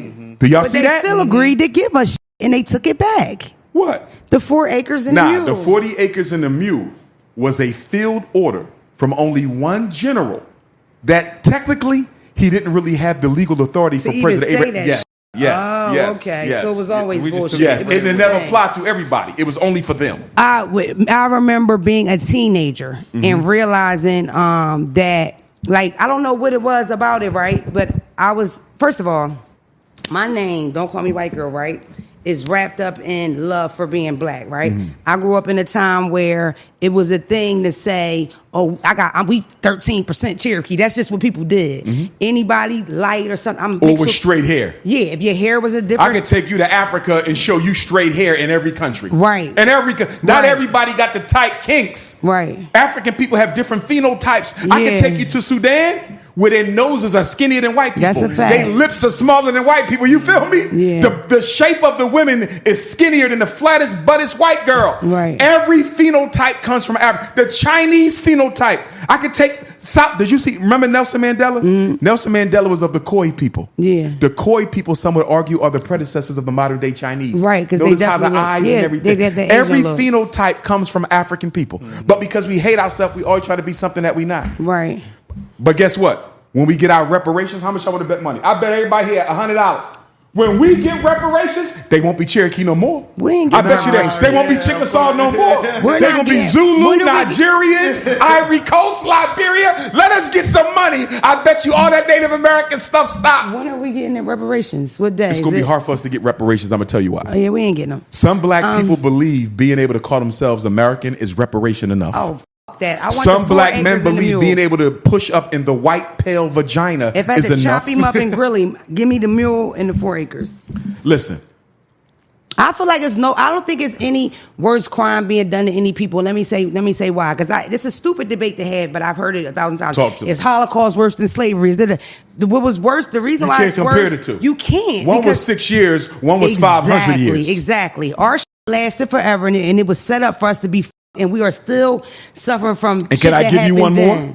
The people who were victimized in Germany, their ancestors financed our Holocaust. Who built the ships for our Holocaust? Who captained the voyages for our Holocaust? Who built the banks that stored the money from our Holocaust? So the same people asking you to cry about their 6 years have never apologized for their participation in your 500 years. I wish I would shed a tear. Black queens forever. Snow bunnies never. Also, in the beginning of the pod, I want to do a little message for our white cousins. Hey, maybe sit this one out. This is not the one No, for let you the guys. white people listen Still and love learn. you guys White the people, most. I do not hate you. I Tell have 'em. nothing against you. What do you need But I am from them? 100% unapologetically and unequivocally committed to the liberation, salvation, and destiny of blacks. I have nothing against you, but I'm for my own. And we can't be friends. Black people can't have a white friend. If white privilege dictates unfair monopolization of power and privilege, how could a white person ever be your friend if their survival depends on your marginalization? In other words, does the white friend of a black person want to give up their white privilege to be your friend? No. There's not a white person on. There you go. Hell no. Can you think of any white person that would give up white privilege to be your friend? That to add to that, I couldn't imagine being born white and not feeling like I was better than. Thank you. That's just the truth. And I hate when I Thank had that you. conversation with people and they like kind of And confused if you about don't it. It's stop like, saying the N-word, I'm going to pull I your was damn gonna ask fingers out. I was going to ask you that. How do you feel about the N-word? But you know I'm what I against it. didn't We do? gotta stop using But it. guess what I didn't do? I never referred to you as a not once. That's big for At me. the start of the show, I'm taking one thing in that line. And Zack said it too. Did I? Cut it out. So even though it's all black, everything culturally, are there any things from other cultures that you could enjoy, like Italian food? I love pizza. Asian movies. He loves pizza. my ninja. Almost. But here's the thing. I'm a pizza There's guy. evidence that pizza was not discovered by Italians. I'm just saying That African people. Nah.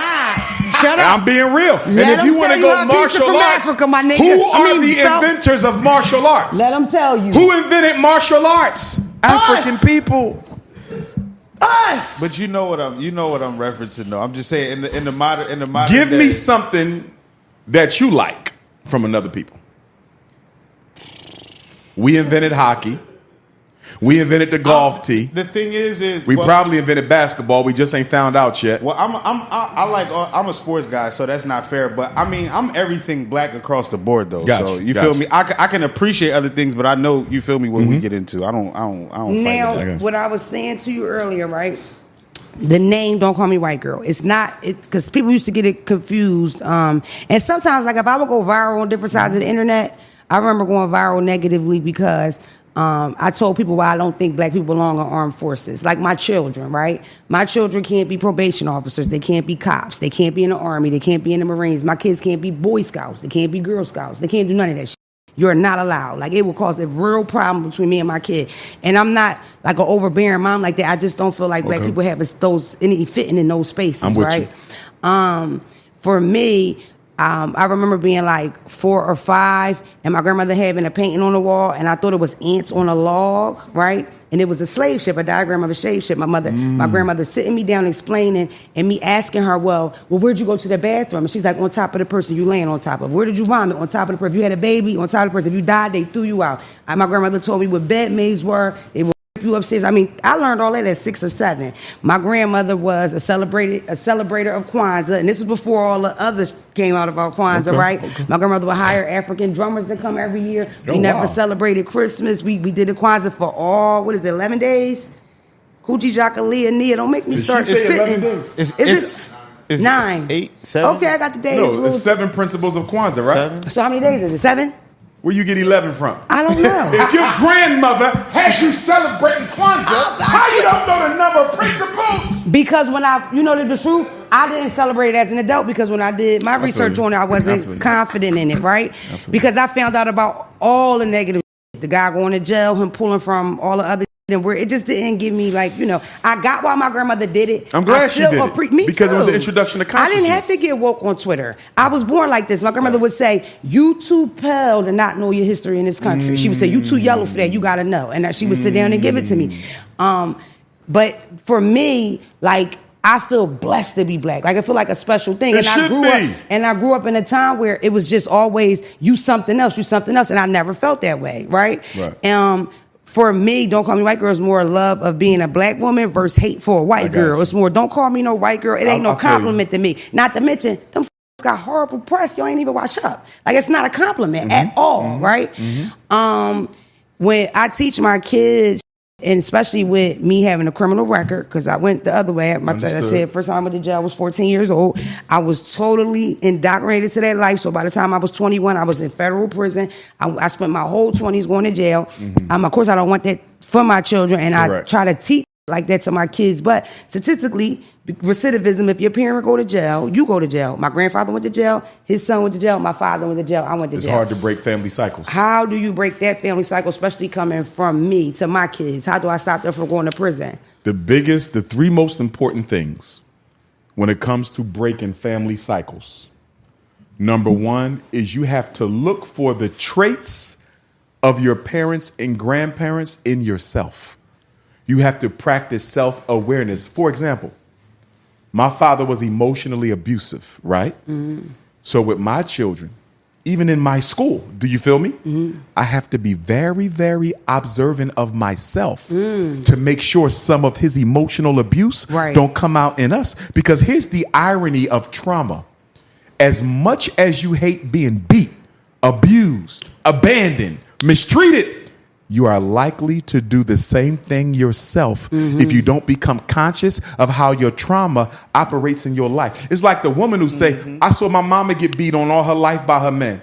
I will never let a man hit me. And the next thing you know, her men is hitting her because you're not becoming conscious of how your trauma, your mama's trauma, has reinvented itself in you. It's hard to break family cycles because most of us are not disciplined and honest enough to track it. That self-awareness see it, that you have to and have. catch it. Yeah. Or you got to have it. Self-awareness is not it's not like a common thing. A lot of people have no idea what it's they hard. do. It's Self-awareness crazy. is hard. Yeah. Because first of all, your ego. Yeah. The biggest obstacle to you seeing yourself as you are and making the necessary changes is your ego, because your ego right. is invested in what? Maintaining the image you created of yourself for yourself. You hear that? Your ego has an image that you gave it. Mm-hmm. It ain't trying to consider nothing else but this perfect picture. Right. So in order for me to grow, I got to tell my ego, this ain't the real me. Right. I do got problems. Yeah. Ego don't want to hear that. You see what I'm saying? Right. And that's why we got to tap into spirit, because the only thing greater than ego is spirit. Spirit and ego are at war. Ego is the devil. Spirit is God. Which one going to run your life? Can you talk about the See, when I get married, I'm going to have two queens. They cannot be the same complexion. 2 wives. 2 queens, 2 wives. I'm going to call them queens. We're going to have contract. We're not going to marry the white man. Okay, 2 queens, 2 different colors. How you know that? You just said you it. just said it. Oh. Complexions. You said 2 different complexions. They can't be, because if they both dark, they're going to call me a dark-skinned supremacist. If they both light, they're going to call me light-skinned supremacist. If they both brown, they're going to call me a caramel supremacist. So they can't I be the same. say keep it brown and black. Don't even go light skin. It's not You going to can't work say for you. that's It's not gonna fair. work for That's you, not bro. fair. It It's can't not. work for me. I'm Why? telling you, don't touch us right now. No, listen We to hot. me. Listen. hot. Listen. No, light-skinned girls, she just as good as chocolate girls. But listen to me. I didn't say this Listen. about no coochie. I digress. Stinky pinky. We must stay focused. Consciousness over the cookies. Politics over the punani. Revolution over romance. Institutions over intimacy. And we must take care of business before the back shots. Listen. And we talked about this before the show, so I'm going to put it out there. Okay. I am hurt, and I want all my light-skinned sisters who support Dr. Umar to hear me. I'm hurt by my fair-skinned queens, who I see no differently than my chocolate or my caramels. It hurts me when they inbox me or text me or email me and WhatsApp me and say, you would never consider me as your wife because I'm too light. That shit hurt. So I need all my light-skinned sisters to know I can have a light-skinned wife. I can have a mixed-race wife. I don't care, because both of them ain't going to be the same complexion anyway. But I'm going to have 2 queens. And light skin, I ain't got no issue. I have no color complex at all. And you know what? I thank God for that, because I would be a hypocrite as a Pan-Africanist if I had any colorism. So you require 2 queens because you need to show 2 complexions love? Because of the work I have to do for the people. The reason I'm going to have 2 queens, they are 2 secretaries, 2 assistants. Okay. Yeah, 2 managing directors. There's a lot of work. I got FDMG. I got Team Pan-African. I got the descendants of African freedmen in America that we working on. I was your lover and You feel me? I got about 6 major secretary. organizations I got to run. You real? Not to mention I travel globally, so I'm going to have a base all over the world. I need women to help me do my work. So you might say, why not have one wife and have an assistant, right? Because if that assistant is holding me down as much as you is, I'm Muslim. I don't stay have with me though. But polygamy don't come from Islam. Polygamy comes from African I didn't culture. say Islam where it borrowed came it. from, brother. Okay, I'm just telling but you. stay with me. But that's also patriarchal versus matriarchal polygyny. There's a difference. Okay. In matriarchal polygyny, the women choose the co-wives. They train each other. They work together. They answer to the queen mothers in the village. Okay. The men don't say you're the wife. You feel me? Okay, Women okay, have okay. a big say. Okay. Because if the women don't get along, the marriage is going to fall apart. True. I can say you my wife and I can say she my wife, but if y'all don't like each other, she gonna fail. Yeah. So in matriarchal polygyny, y'all make sure y'all work. Why do we lock eyes like that? You ready? Y'all ready? You married, Caramel man? and vanilla. Let's do this. 5, thick in the F thighs says, times 2. Let's do this. Clap on, clap off. Cut it out, Phelps. But one of y'all still got to be able to bear children, because I still need a baby papa. If I don't get a baby Prince of Pan Africanism, I'm going to have a problem. I need a son. You need a boy. I got 2 daughters. I need a boy. Yeah, for sure. And I don't care if he likes. And boys are funner. We call him Baby Malcolm. Malcolm Ifatunde. I have a brown skinned boy and a light skinned boy. Girls. Yeah. I have 1 girl, a light skinned So you got girl. 3. Yeah, I got 3. Yeah. What's your age? What's the ages? You want to know my favorite? No, you don't have a favorite child. Don't you? I have a favorite. Don't do that. I have a Don't fucking you do favorite. that. Not on this show while I'm here. All your You parents got will a not. favorite. Stop. You probably your Stop. Parents, you probably your parents' favorite. That's why you're saying Stop. that. All right, I don't got a favorite. You cannot do that. Every watching this know what my favorite is. Listen. That's the crazy part. Don't do that. Don't do that. It's not Mona, right. don't do that. It's honest. Don't you ever do. Listen. Black Parent Psychology 101. Don't you ever tell anybody that you have a favorite child. It breeds sibling rivalry. Yes, it does. It breeds sibling contempt. Get the mother Breeds right. sibling conflict. Who And loves your mommy children, more? when they get old enough, they'll never speak to each other again. It's true. Because you chose one over the other. Don't you ever do that. The one I chose gonna hold me down though. Don't stop. You don't want that karma. Don't do that. Don't ever do that. It ain't right. It ain't. Stop it. Stop it. You don't got a favorite pair of shoes? You choose a kid, so guess what I'm going to do? Since you choosing one child over the rest, I'm going to call you white girl. Cut that white out. No, Dr. Umar, so, you still don't let me spit it out about J. Edgar Hoover, okay? Please let me spit this out. So this is my issue with trying to figure out if something is a conspiracy theory, right? So like to me, normally off the bat, the first, like you said, I'm the population. So of course, me thinking population control is a conspiracy because I'm the population. That's who I'm supposed to be fooled by stuff like that, right? Uh-huh. I think about things like back in the day with J. Edgar Hoover and I can imagine being a teenager and I'm in this pro-black group that's all about us uplifting each other. We calling it the Panthers and we protecting each other. We doing all this, right? And it's one of the Panthers that are saying, I'm telling y'all, the government watching us, they bugging us, they trying to get us to do this, trying to get that. I can imagine that person, people being like, something wrong with this. Why would the government be watching us, right? Even when you look at stuff, it's like Martin Luther King, it coming out there, he cheated on Coretta, but the man got his phone tapped and he can't find but so much, so that's what he put out, right? For me, like, how do you figure out when, because half of those things that those people back then, probably the masses, black people, my people, looked at like that's it's impossible, especially about the CIA dropping crack off. Right now, 2025, after shows the CIA as big runs as... the global crack. Right. But right system. now in 2025, you have shows as big as Snowfall, and it's just an open thing. Yeah, cool. But back when it was happening, even 5 and 10, it was I remember controversial. 5 years after that, people They killed saying the that white shit. man who exposed the Because story. they killed that motherfucker that exposed the story. So, like, how, as the people at home, because it's not just about reading, how do you decipher, like, what the what is really going on and what's not? Because my thing is, my worst fear is being left in the dark and I don't know what the going on. Critical analysis and common sense. That we don't have a lot of that. Critical analysis means you got that's to read other than social media. Yeah. And common sense. You know, you have most to people think get their deeply. stuff from Shade Room and Facebook, which is That's up. not good. It's not as bad. Because it's not corroborated. There's Yeah. no sources. There's no proof. There's no nothing. Right. And don't get me wrong. A lot of truth don't have proof. Right. A lot of truth don't have proof. You feel me? Yeah. So I'm not one of them people that say, if you can't prove it, I don't believe it. No. There's a lot you can't prove that's true. You follow Yeah. what I'm saying? Yeah. But at the same time, there still needs to be some kind of a standard. Right. Right? Right. But generally speaking, a conspiracy theory is any truth that's not sanctioned by the government. If it's not sanctioned by the government, it's called conspiracy theory. I tell you conspiracy meaning theory. if the government didn't approve it being put out. Exactly. Okay. I give you conspiracy theory, but nobody calls it a conspiracy theory What? because it was approved by the government. What? The Twin Towers, 9/11.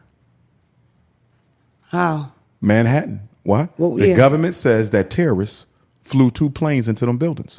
But people who was on the ground in New York said that what they saw didn't even have windows in it. It couldn't have been yeah. commercial planes. Right. Yeah. You follow what I'm saying? The buildings got imploded from the basement. People heard bombs going off on the bottom. Is that what Michael Moore said too? Yeah, Michael yes, Moore did a right. whole And I doc- you definitely feel- believe Michael Moore. Yes. Okay, I got But it. people believe it because the government said this is the way it happened. Tell him that. Check it out. No high-ranking I'll tell him officials, no high-ranking officials went to the World Trade Center that day. Yeah. Michael Jackson just so happened to oversleep that morning. He was supposed to be in there that day. Damn. That's a coincidence? No. They got dropped it quiet in here. themselves Is it a coincidence or not? to justify their involvement in Afghanistan because the Taliban was burning all the poppy seed. You know, Afghanistan is the #1 poppy producing nation in the world. That's where you get your heroin and your opium. Yeah. They burned it up. And that was huge with America us. needed to get back in there. To get that dope. Yes. That makes sense. Yes. That was about crack.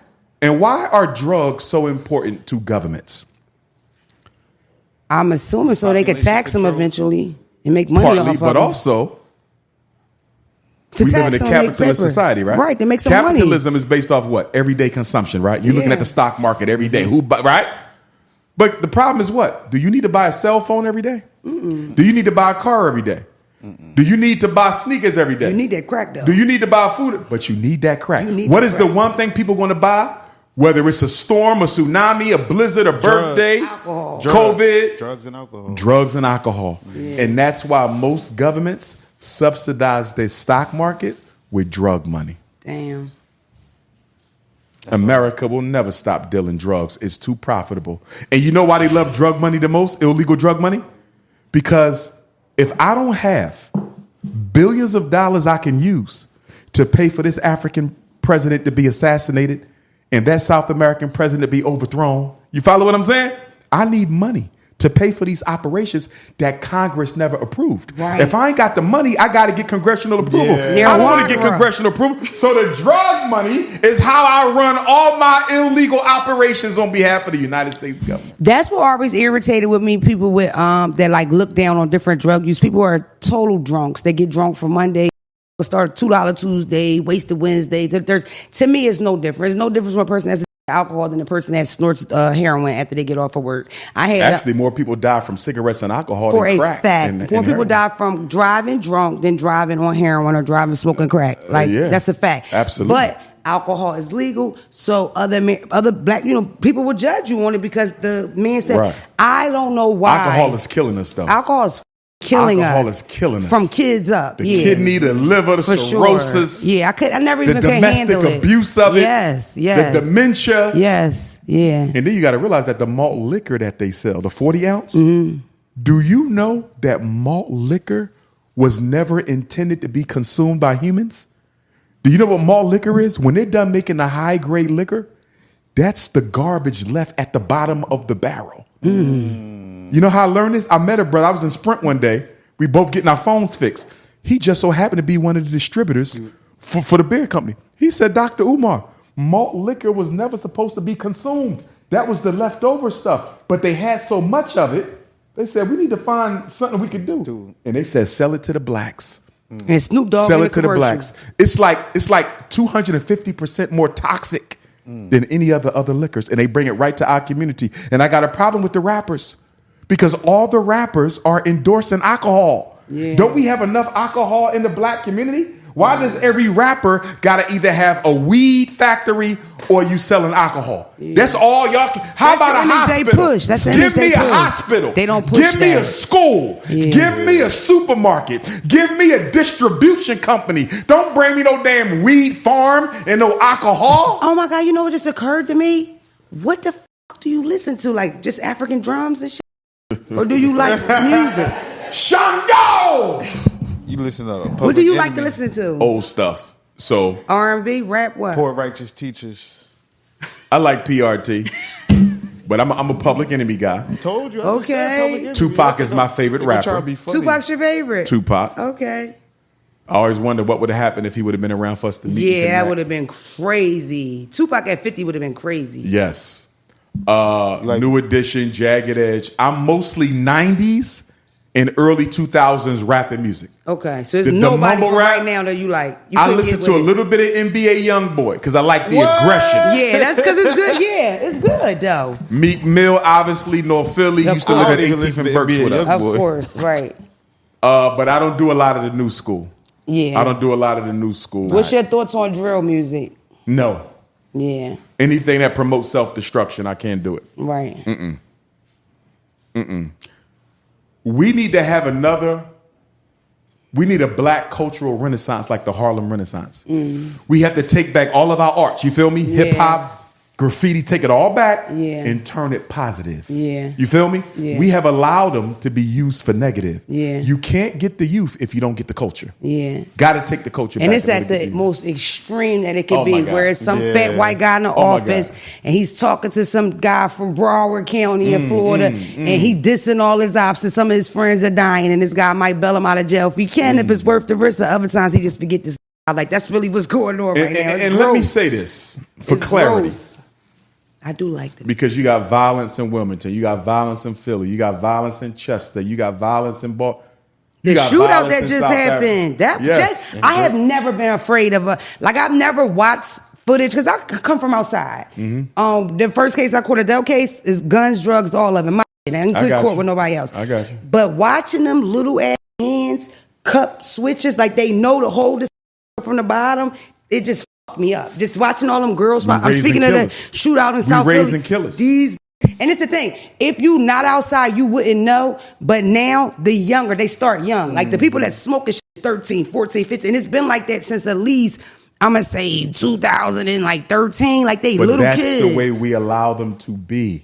I couldn't imagine my son coming home smelling like gunpowder and I'm not having a conversation with this boy. The black community has no system to socialize its own children. Yeah. So the children are being used against you. See that? There's three main reasons why we got so much community violence in the black community. One is miseducation. Yeah. If you don't fix the schools and the opportunities that come from a decent education, you can't stop violence. Yeah. Because violence grows from the soil of poverty. Violence grows from the soil of poverty. If I'm listening to a mayor of Wilmington or the mayor of Chester or the mayor of Philly or the mayor of New York say, I want to do something about violence, but I don't want to do nothing about poverty. Right. I want to do something about violence, but I don't want to do nothing about the schools. It's a joke. I want to do something about violence, but I don't want to do nothing about the economic devastation, the underemployment of black youth. You know, black youth have one of the lowest employments in America. Immigrants have a higher employment than our teenagers. Nobody wants to hire black youth because of the stereotypes. They can't find work. You see? So if you don't deal with the education, the economic castration, here's the third part. Mental illness mixed with post-traumatic slavery disease. And they getting high. First of all, black people are angry at the system. We should be. They kill each other because they know if you touch the system, there's consequences. Me and you get into an argument. I take your life. God forbid, right? I'm really mad at the system. I ain't got no job. I ain't got no house. My mom ain't got no food. My kids are struggling. You feel? I'm mad at the system, but I can't attack the system. I ain't got the courage to do that. If I attack the system, there's consequences. But if I take you out, they might not even look for me. You see that? Most of the violence in our community, it's for the system. Yeah. But I'm going to kill you. I feel like with because me, you're the only person a black people can assault and not be held accountable is another black person. I used to live in the bottom. I went to war with the guys from down the bottom. I didn't say the N-word. Me and my baby father, shout out to you. To me using a hammer and busting my neighbor in the head was the American way. Because in America, that's how you solve your issues with violence. America, you figure out a way to make money, you do well with the money, you keep doing it. It makes total sense why I tried to sell drugs at 14, 15, 16 and kept it up as an adult. That's capitalistic. Like, I resent the fact almost like it's a ghetto thing, even though I understand it is and why it is, but Terminator is the governor in California. Like, Terminator killed. That's the American way to be violent. That's a very American thing. We brought here. America is violence. Yeah, so it's like for me, I never felt like a criminal. I felt like a real American. America's neurosis over black on black crime stems from the fact that they never want you to politicize your violence against the state. Because black on black crime isn't real. Well, you do have black on black crime. What is black on black crime? Black people killing black people. Well, everybody kills people that live in their proximity. That's true, but guess what? We're the only people. Black men. The leading cause of death is other black men. Shut up. From 21 to 40, the leading cause of death is other black men. That's not true for every group. The leading cause of black men 21 to 40 is other black men. Homicide. I don't want people to know that. Cut that out. I'm so serious. Homicide. Okay. And guess what number 2 is? Suicide. Shut up. Black people are taking their life like it's crazy, man. Oh, that's so sad. Men, women. It's like a rise in that. I seen that. So it's a big rise. And since COVID, black girls, 12 to 17. Yeah, little kids. Fastest growing suicide risk but that's in America. that social media. I couldn't imagine being a little kid growing up with social media. You know, you get your ass whooped. Only people that talk about the fights, people that came and the friends of those people. Now you get your ass whooped and they replay it. My daughter got her first fight. She got her ass whooped. They played it and put one of my viral sounds on top of it and slowed it down. Man. So every time she dipped and punched her, like you caught it to my voice. And you should have got the child expelled because technically, if you reproduce the assault of a child, that's an expellable offense in most school districts. That's cyberbullying to the 10th power. Y'all should have got, whoever did that, y'all could have got, not to She say won. you wanted to. But she won. But you could have got that She child still expelled from won. school. And it was like I don't know what you would call it. White girl that's totally engulfed in black culture. What do you call it? Wigger? I call don't it know. snow bunny. A snow. When you say snow bunny, I Y'all think gotta blind stop hair from a giving cul-de-sac. white people credit. Yeah. I mean, for immersing yourself in black culture. If a white person wants credit for me, immerse yourself in one of these fights that my people have for freedom, justice, and equality. How about you fight for better schools and fight against mass incarceration and fight against homelessness and gentrification and fight against police genocide and fight against economic apartheid? If a white person wants to impress me, fight against one of our problems. Learning my culture and learning how to cook black food and learning how to play the drum, that shit means nothing to me. You know what pissed me off the most? You'll see a video on social media and it would be a white guy and he's nailing a black dance. Like he hitting the name and he it up. And it's black people in the comments like, that's right, you can come to the cookout. It Do you know infuriates why? me. Because black people are always looking to be accepted by others. Sick. And that's why it's so easy to exploit our culture. We will give it away to you. If we think this is going to help you like us, we will sell the whole community down the drain just for a smile from a Caucasian. I just thought we were really helpful. Like we just like to fix stuff and help people. Charity starts at home. Just like all them black people. Self-help. Where's the self-help? Just like black people kept saying, we're going to stay out of the ICE thing. We're not saying nothing. We told them not to vote for Trump. Black people are standing up and saying things about ICE. You know what I mean? Not just about the Haitian people that are being kidnapped by ICE and the... Black people spoke more about Palestine than they did about Haiti, Congo, Ethiopia, Somalia, and Sudan put together. Black people cared more about the Palestinians than their own people. You will never find that in another race. We are the only people who will care more about another people's crisis than our own. I want what's best for the Palestinians. I want what's best for the Mexicans and the immerants. But if you think I'm wasting any of my time, right? Yeah. Until all black problems are free, until all black problems have been fixed, I have no time for anybody else's issues. Heard you. I want to spit a couple names at you and see what you think. Go ahead. Tyler Perry. Tyler Perry is a legend. I appreciate the rags to riches story. If he starts giving us some positive content, he could end up on my 21st century Mount Rushmore because his rags to riches story is amazing. It's amazing. He was sleeping in the Oprah car. Winfrey's rags to riches story is amazing. Yes, it is. Jay-Z's rags to riches story is amazing. Yeah. But guess what? They haven't given us anything enough where we can say, not only did he do this for himself, he did it for us too. None of them have given us an institution yet. Think about it. We don't have Well, a Oprah, I don't think Oprah has no like Oprah, this is perfect Oprah example. came from nothing. I used to always say, I'm gonna be the black Oprah. And I wouldn't even think about it. That's how white she is to me in my mind. Oh, she's white. Yeah, she's a but what white I'm girl. saying is her story is so profound. Her story, That yeah. if she ever flipped her black And switch. her bun back in the day. Oprah, but the problem with them is they so close to white people. Yeah. They really know how white people are. They know more than we do. Yeah. They up there with them billionaires who will kill you at the drop of a hat. And so some of them are selfish, but a lot of them are scared. A lot of them are scared. They don't wanna To lose what they position got. or mess it up. To lose their How life. much money do to you lose need? Look what they did to Bill Cosby because he wouldn't let them drill for oil under his house. He'd get accused of raping all these ugly, fat, old white women. So Bill Cosby didn't rape anybody? No. Damn. That's what they do in Hollywood. Bill Okay. Cosby didn't rape nobody. The second largest oil company in America wanted to drill under his house in Massachusetts. Cosby wouldn't let him do it. That's when he got hit. They was going to liquidate his assets through the lawsuits, force him to sell the house. They get the drill to the oil. Damn. That's why these people in jail. R. Kelly may be guilty, but guess what? That ain't why he there. R. Kelly there because he didn't want to give his unpublished music away to a certain music company. He there because he wanted his masters back. Whitney Houston is there because she wanted an audit on her earnings and she wanted her masters back. Prince is there because he ain't give his unpublished music up. Michael Jackson is there because he wouldn't sell back the Beatles catalog. Now, the Prince thing I believed.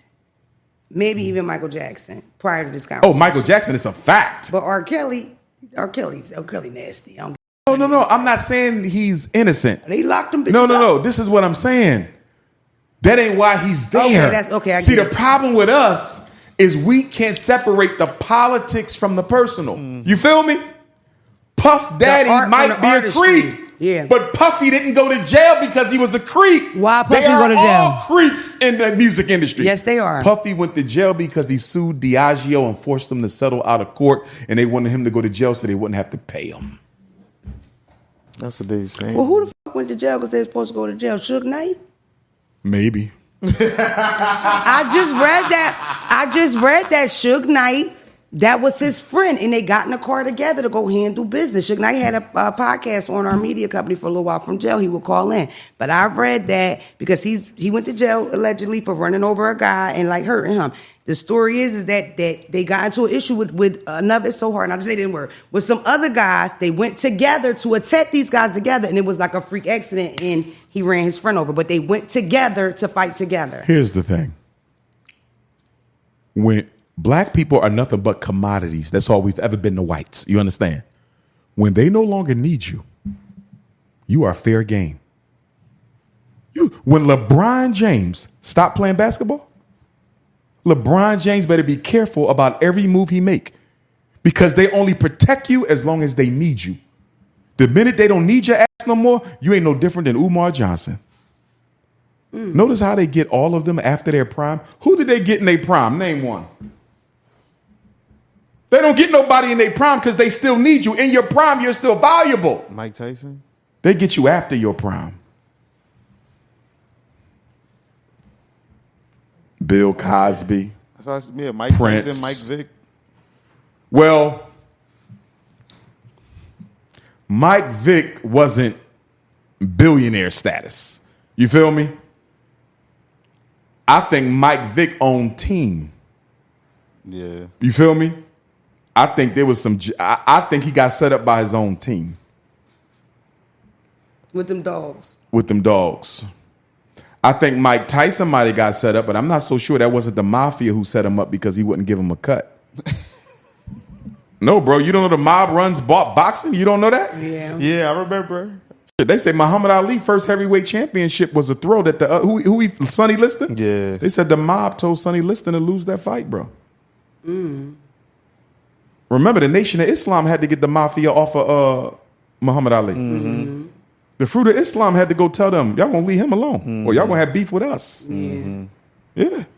Some people say that's why Sam Cooke got murdered, because Sam Cooke didn't have no muscle behind him. Remember, Sam Cooke owned his own masters, owned his own publishing. This is why Motown was big. Sam Cooke is owning everything. Oh, some people said the mafia did Sam Cooke, and we can't have black people thinking that they can own their own publishing. How do we eat? Right. Now, listen, on a lighter note, Dr. Umar, because we have been here for a bit. It's almost over. I hate to say it. I ain't in no rush. King Kong consciousness. My question to you is, like, what can we do to get united? Sometimes when I think about, because I use my platform every way I can to like remind us that we all we got. I think I truly believe that it's nobody that's going to come save us. There's no group that's going to have any special interest and make sure we okay. We have to take care of each other, like in general, in every way you could think of. Like when I think about days that they speak of that I've never seen, like when people talk about these old times where if you got in trouble and the lady at the block smacked you upside your head and then you got home, you got problems. I've never even seen no shit like that. That's when we had community. We haven't had that. How do you get integration destroyed community. I don't think black people knew how much we really loved white people until integration. Remember, up until integration, you were forced to stay away from them. It could cost you your life. Yeah. I don't think we realized how much we were in love with white people until desegregation came. That's why you hear black people say they need to segregate us again. Why does your enemy have to separate you from him? Right. In order for you to do right by yourself. Because black people are too intoxicated with white folks. Most black people are after white validity. Yeah. White success. White validity. White proximity. And white imitation. I just don't We want to imitate whites. We want to be accepted by whites. And we want to be as close to them as we possibly can, despite how poorly they treat us. Just like it's like an automatic thing that when you get to a certain level, you move to a white neighborhood. You send your kids to white schools. Our definition of success is tied to them. That's so annoying. Because we run everything. We make everything like hip. 75% of top tier athletes, black men, 75% marry white girls. Why? 75, because it makes me feel like a man. I feel more equal to the white man. I feel better about myself. See, when the black man penetrates white vagina, when the black man penetrates white vagina, psychologically, he says to himself, I have made it. I am equal. I am good enough. See that? The white woman is the black man's surrender flag, and she's his pass into white society. If I walk into, take me, right? If Dr. Umar walk into a meeting with a white girl, it don't matter how hard I talk. Do you feel me? Mm-hmm. It don't matter. Look at Charles Barkley. Charles Barkley, he's an alpha male. But he's an alpha male. But because he got that white woman, white people don't think about what Charles Barkley got to say. They know you never going to do nothing against us because you sleep with us. You see that? No matter how tough you talk, if your woman is white, they know you white. So you're safer. You're safer. That's why I appreciate the brother, the track brother for the Olympics. What's his name? Who married the chocolate Jamaican sister? The sprinter from the Olympics. Noah Lyles? Lyles married a chocolate queen from Jamaica. He ain't getting no attention. You feel me? Mm-hmm. Now, I wouldn't have had a problem if he married a light-skinned queen. But the fact that he married a chocolate queen, which is something they frown upon, I had to respect him for doing that. Right. See, our thing is we got to get rid of the colorism altogether. Yeah. Merit in our community should be based on service to the race. So a brother come to you and say, you know what, Dr. Umar, I've been reading into you. I'm getting into you, so intelligent. I feel like a lot of your principles will advance us as a community. I done married this white girl. What do I do? You say, leave when the her. children, no, not if you got babies. Okay. As much as I don't support the bunny hop, if you have babies with women of another race, it is not those children's fault that you hate yourself. So if you impregnate, stay with me. Wilmington, Delaware, stay with me. And I get these questions from black men. They ask me. Yeah. And you know what? How old are your children? Well, I got a 5 or 6 or 7. I said, brother, it's not fair. Men have to ask you that and they got a white woman. Dr. Umar, I'm conscious now. I wasn't conscious. And they say, what do you want me to do? What do you want me to do, Ifatunde? And I tell them, I said, you got to stay in that house till the babies are grown. You know why? Because if you leave that white woman, she bringing a white man in there. Do you want that white man looking at your daughter? Right. Do you want that white man chastising your black sons? The biggest mistake black men make when they make these babies with these non-black women is if this relationship don't work, your child gonna be raised by not only another man, but a man of another race who can't stand yours. Yeah, that's deep. So you got to stay there. I would never tell a black man to walk out on his kids because the mother white. Nah, you dug that ditch. You ain't got nothing. You ain't got nothing with that ditch with a German Shepherd. Do you pack up and leave? Do you take the dog or you leave the dog with the lady? You don't have any children. All y'all got is a lizard. How close is she with the dog? That's your son. The dog is your child. You don't have any human children. I'm just saying, they just locked the guy up the other day because they caught him having sex with his dog. No, this was on the news. No, it really was a guy on the news. He was having sex with his dog. Yeah. So don't leave the dog. There's no way. I'm telling y'all. Okay? Good. I'm not messing with no woman who dog sleep in the bed with her. Do you know anybody personally, any of your male black friends have white wives and mixed kids? Anybody? A friend? No. I don't have snow bunny hoppers for friends. How about like cousins and brothers, like family members? When you go to the reunion, I got family members who bunny hop. Yes. Man, I want that reunion. No, it ain't. No, because they know where I stand. I know where they stand. The snow bunny know who I am. Leave Uncle out for No, I'm not going to mistreat her. If she speak, listen, y'all got to understand something. Because I don't hate nobody. Right. I have white fans. Of course you do. I have Asian fans. I had an Arab woman just send me a picture on Instagram yesterday. She said, would you like me? I'm built like a sister. She was. Ass fat as shit, but you not black. You not black. I can't tap it. It's against the rules. It's against the rules. Have you been married before? I've never been married. Will you? I've never lived with a woman. And if you do get married, Two it's queens. Got it. So They don't have no to live in the same house. They don't have to live in the same state. You have to They meet ain't at the got same- to live in the same country. They ain't got to live on the same continent. Because I'm intercontinental Ifatunde. Damn, y'all ain't even in the palace together? It's up to them. Now, if they say they want to live together, but they can't be popping each other because I don't do no LGBTs. They can't be what at They each can't other? be popping each other. They ain't the type of No party. scissoring. Scissoring. You know when they scissor, when they bump coochies. Dr. Umar. Nah. It's like this. Not in the Ifatunde You kingdom. can't- You know what's scissor. you're All eyes on Papa. So you're not having Okay. intercourse with both wives at the same time? No. Ain't no need for that. That's gay. 4 cheeks, that would be a pretty sight. But no, we're not going to do that. 4 center buns. No. No, we're not doing. No, we're not doing a freak. This is not a freak off. This is a marriage. That's not So a freak off. listen. That's life. It's not a freak off. It's a marriage. So listen, you have to And if meet they both- ever come home with a loosey goosey, they getting divorced. If you ever get in my cheated. They bed cheated. and your rubber band pop, keep going to your mama house. What the what does that mean? If the rubber band popped, Like the hymen? They gotta be virgins? if your walls are worn Okay, out, but you would know that before you marry. You would know that. You're not gonna test it? you damn right I'm gonna test it. I know you gonna. 'Cause You look like you do test it. some queens have put so many miles on their vajayjay. Oh, Dr. Umar, please No, listen, this is real.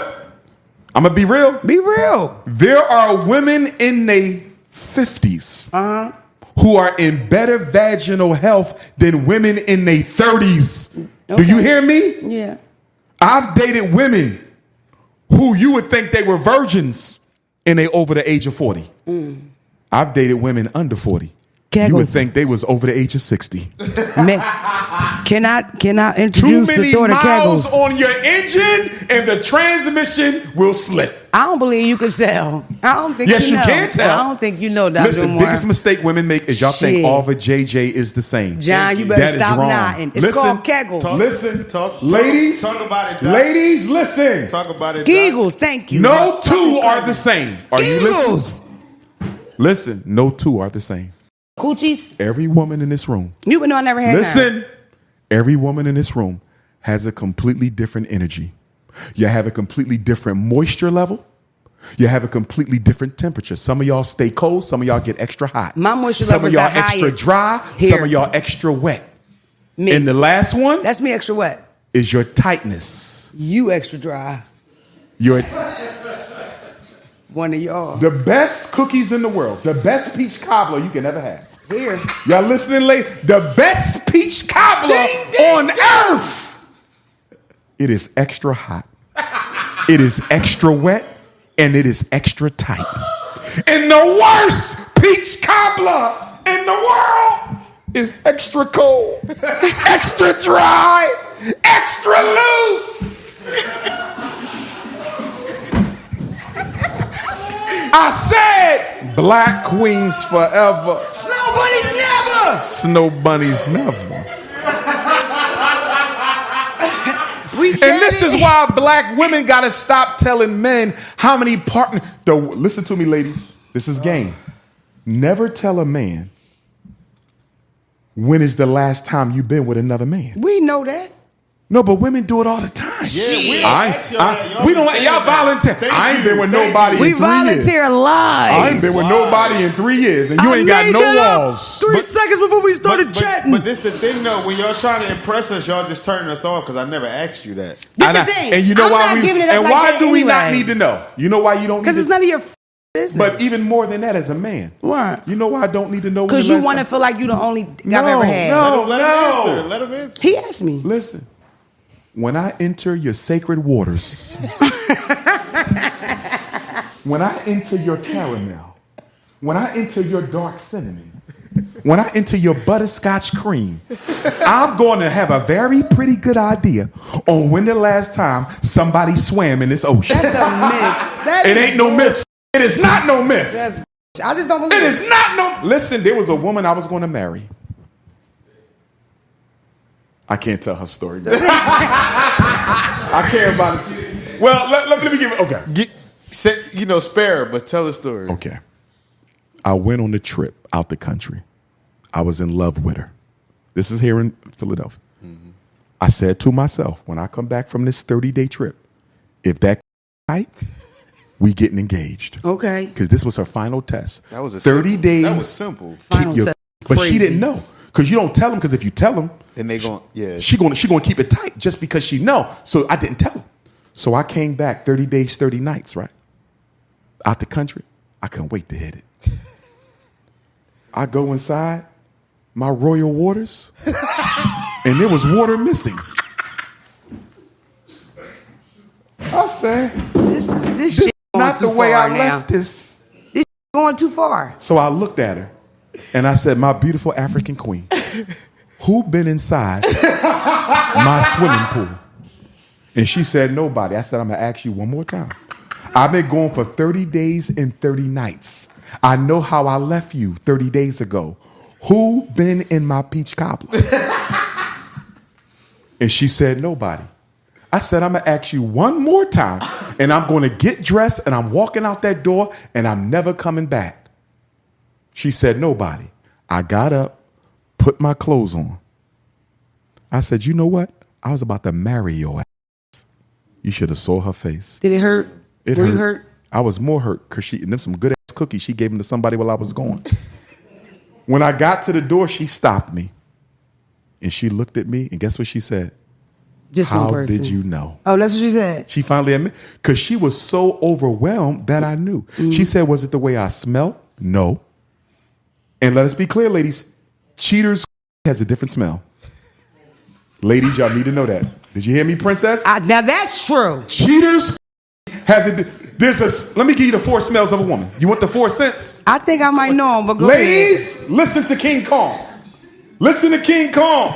You have a scent when you're about to have your menstrual. That's Mother Nature, right? Yeah. Every man know that scent. You better hit it tonight because tomorrow It's over. it's over. The premenstrual scent. Okay, I better have my fun now. She cheated on me scent.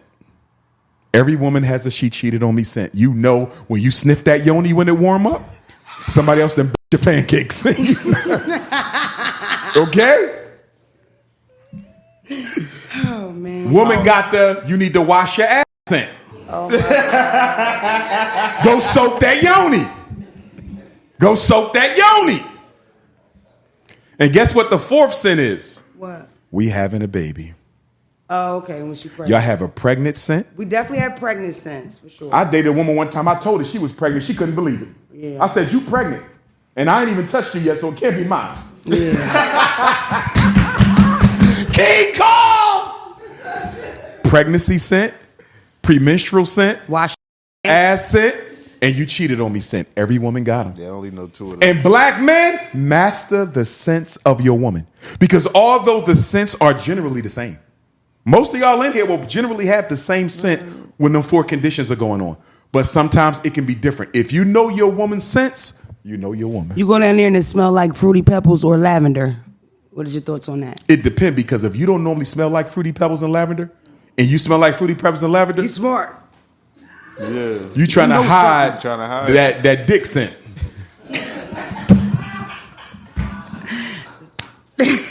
And woman, don't ever tell your man if you cheated on him.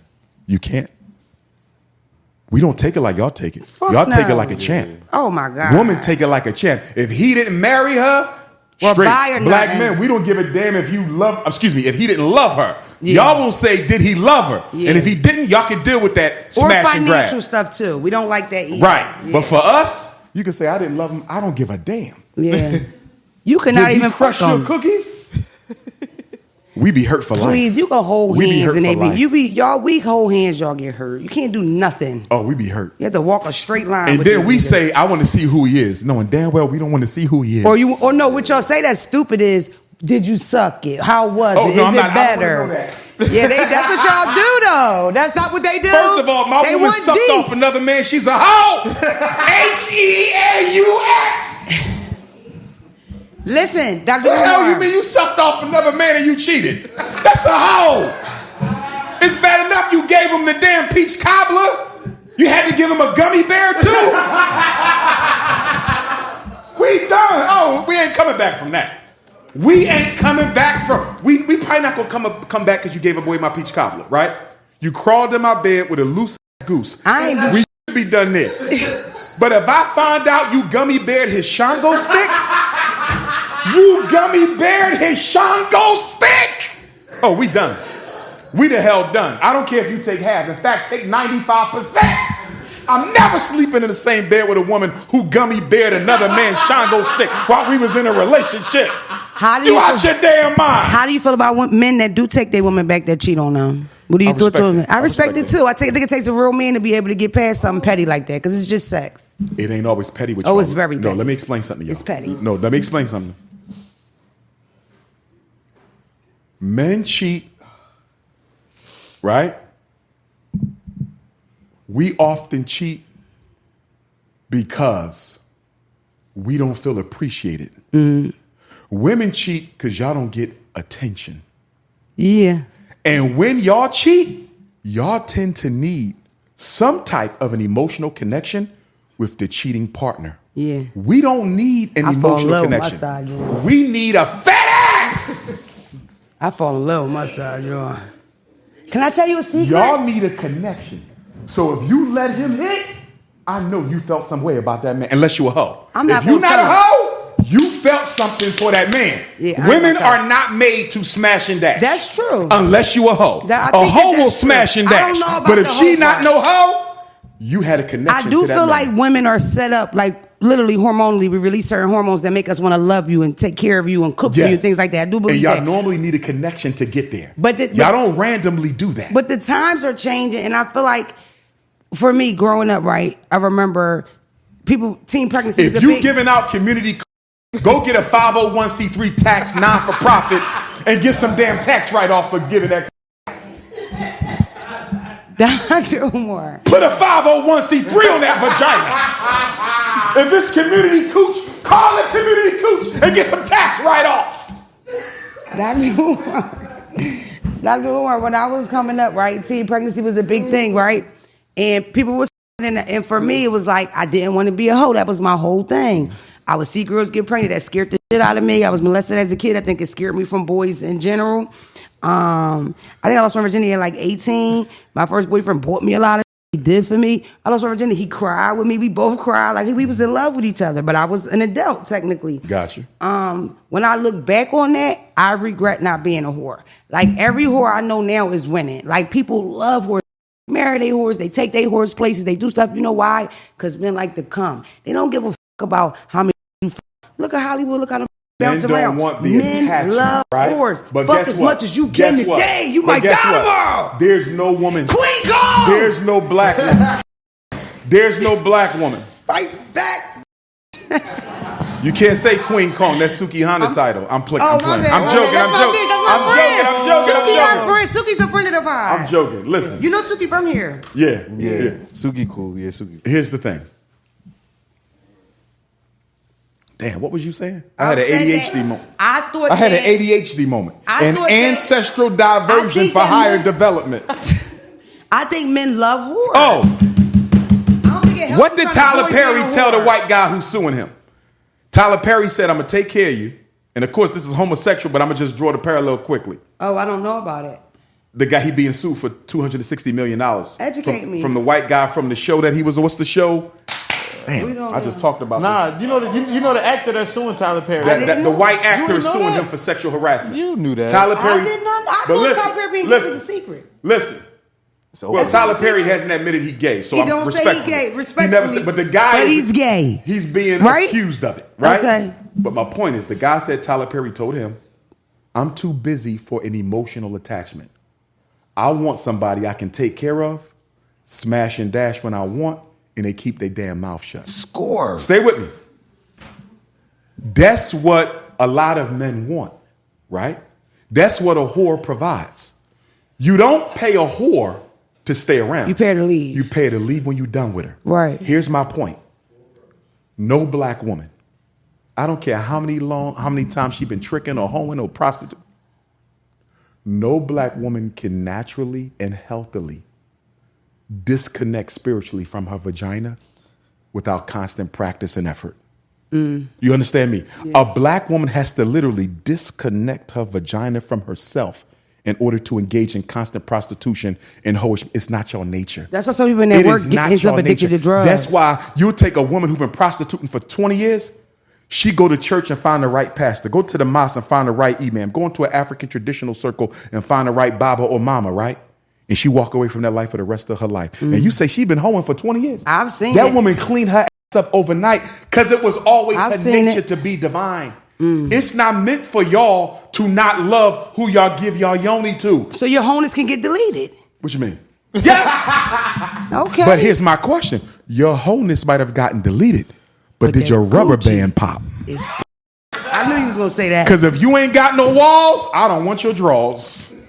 If you ain't got no walls, I don't want your drawers. So if she got the crazy pass, but the snatch still tight, you good. There's nothing worse than making love to a drop-dead gorgeous woman. Listen to me. There is nothing worse. And fellas know what I'm talking about. If you ever had a 20 on a scale of 1 to 10, you feel me? Off the scales. Bad. And you lay with her and she had no walls. And that horny. And you looking at her like you the finest thing on this. I mean, fine. No walls. You know what that comes from? Having sex too early, too often. When I see a beautiful princess, I'm concerned. Because women who are attractive, black women, y'all date earlier. I heard and y'all that. date older men earlier. A 16-year-old, fully developed, voluptuous 10th grader, she gonna have her 27-year-old boyfriend. I was fully developed She at going 12. to get you. She going to get 18. her. And guess what? This is why the most attractive black women have the lowest self-esteems.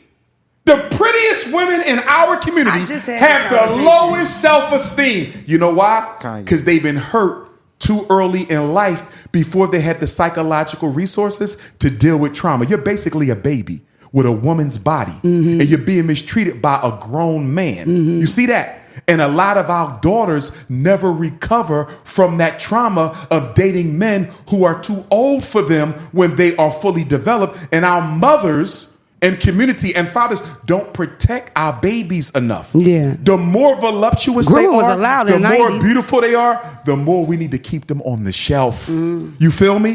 They get hurt earlier. They get pregnant earlier. They get done dirty earlier. And by the time they 30, even though they still beautiful, when they look in the mirror, they don't see that. Because they've only been valued for their body. For their looks. And that's why we as black men, although I joke about the cookies and the peach cobbler and the Cinnabons, at the same time, I have to be conscious about sexually objectifying the black woman because a lot of beautiful black women are tired of that. I'm tired of y'all looking at me and seeing nothing but my beauty. What about my mind, my goals, my pain, my traumas, my insecurities? Are you willing to nurture that? Or do you just want to nurture these cheeks and breasts? Right. We as black men, one of the biggest things we're going to have to do to help our queens is we're going to have to stop sexually objectifying y'all. And you know what y'all going to have to do? What? Y'all going to have to stop financially objectifying us. Ooh. Black women financially objectify black men too much, and black men sexually objectify black women too much. And I'm going to tell y'all one more thing, Mona. You just said the coochie can't go away for free. You can't give it away for free. Put a 501 on it. I'm going to put her on community, probation. not for your Right, community You got to buy me something. See, listen. I don't give a fuck. And how am I know you like me? Look, here's another conversation that y'all women need to have by yourself with no men around. You know what the conversation that all y'all women need to have by yourself with no men around? A conversation on plural relationships. Listen to me. I didn't say polygyny. I just said plural relationships. You want to know why? Because there's not an alpha male in Wilmington who ain't got more than one queen. There's no alpha male in this room who ain't got more than one queen. I know a lot of males that don't have one queen. Listen, all y'all women know that the men that y'all like the most are not monogamous men. So why do y'all keep playing games with each other? I never really got cheated on. That's my personal. Ain't no monogamous alpha males. I don't know. Very few. I have never been cheated on, honestly. Not that I know of. You may not have, but I might have, but he did good because I don't know. The ideal man that most women describe, that man is not a monogamous creature. Yeah, he's not made for one woman. Even if he was, right? Because let's say we got a lot of monogamous men. Okay. There's not enough. Listen, there's not enough heterosexuals to go around. Yeah. There's not enough heterosexuals. Y'all gonna have to share. No, listen. But y'all don't have to share? Listen why. The reason why you don't have to share, Mona, because you're still young and gorgeous. Every sister in this room is still young and gorgeous. But you know what the problem is? What? 30 years from now, you'll still be gorgeous. I'm going to be old, though. But guess what? I don't want you at 60 living and dying by yourself. Right. Pumping my own gas. Do you understand what I'm saying? Yeah. I'm seeing too many queen mothers living by them. I don't want to see no queen die and nobody was by her bedside to give her one last hug and one last kiss. And the older y'all get, the less y'all going to be so concerned about the monogamy anyway. That's a young woman's game. When you hit your 50s and 60s, it's more transactional. It's more operational. As long as he ain't bringing me no diseases and ain't bringing me no problems and no extra babies, we good. I'm just saying black women are setting yourselves up for romantic disappointment if you're saying that you're going to find a man and keep him all to yourself. You're going to share. Sharing doesn't mean he's going to always have a bunch of chicks. Sharing means at some point in this relationship, he's going to entertain other feminine energy. That's all it means. It's up to him to be disciplined enough to not disrespect you. See, when women ask me, Dr. Umar, should I leave because he cheated? You know what I'm going to ask you, princess? I'm going to say, is he good to you? Does he take care of you? Does he love you? Yeah. So what you leaving for? Because he cheated. And guess what? The next man you get, he gonna cheat too. But he ain't gonna be able to do for you what this one did. You better be careful about what you about to drop off because another queen will pick it up and clean it off and keep going. You don't leave no good man because he got some on the side. Are you crazy? But I tell you when you better leave. You know when you better leave? If my daughter came to me and said, my husband cheated on me. If he good to her, he don't hit her, he holding her down, taking care of the kids, I'm not gonna tell her no. But you better think twice because another woman will gladly step into your space. The bar. Okay? But let me tell you when you better leave. If that other woman has become number one and you now number two, you don't let no man disrespect you. You understand? You might share, but you don't ever give up your position. If you was queen B, you better stay queen B. And the minute he want to make you queen C, D, and E, get your ass about that relationship. You never let a man demote you and put a woman where you were. Because if you allow that type of treatment, he will keep on demoting you till you are no longer relevant in his life at all. You don't leave because you're not the only one, but you better leave when you're no longer number one. If that hurt, lead that man today. If that hurt and you told that Don't make decisions with emotion. he had one more time and that goddamn Nissan Sentra is in your name, call that car lot and leave that bitch. That's all, excuse me. Well, if the Nissan, I'm not going to say no, but my question to you, Mona. I wouldn't leave a man for cheating on me. That's me personally. I think cheating, I think when men cheating is like a sex thing and what he does. This is what I'm going to tell you. If you pay her rent, I'm leaving. If you take care of her children, I'm leaving. If I feel like that when I'm calling, you going to not answer because you heard no, you better tell her to be the quiet, answer my calls. That's different. But you know what? With the rent, that's me though. But wait a minute, that feels disloyal. I might slightly disagree when you say if he's paying her rent and taking care of the kids. They not his kids. Listen, if she giving up that yoni verse, he's obligated to. That's what a man does. No, wait. Stay with me, Mona. Stay with me, Mona. Is he already taking care of you? Yes. Stay with me. Yeah, I'm taking He's already taking care of your kids. Yeah. He's already paying your bills. You right. So what business is it of yours that he's paying the bills for the other wife? Because that's our money. But how are you losing from him holding down his other family? How are you losing? I'm losing because you got to be out your fucking mind. Selfish and don't want another woman to have that blessing. Call it what you want. No, tell me what it is. But you won't be giving that tell me what money. It is. That's what I know. Because here's what's going to happen. That's where I draw it. Let's do real life. Y'all saw what happened with Ashanti and Nelly, right? I don't know the whole story.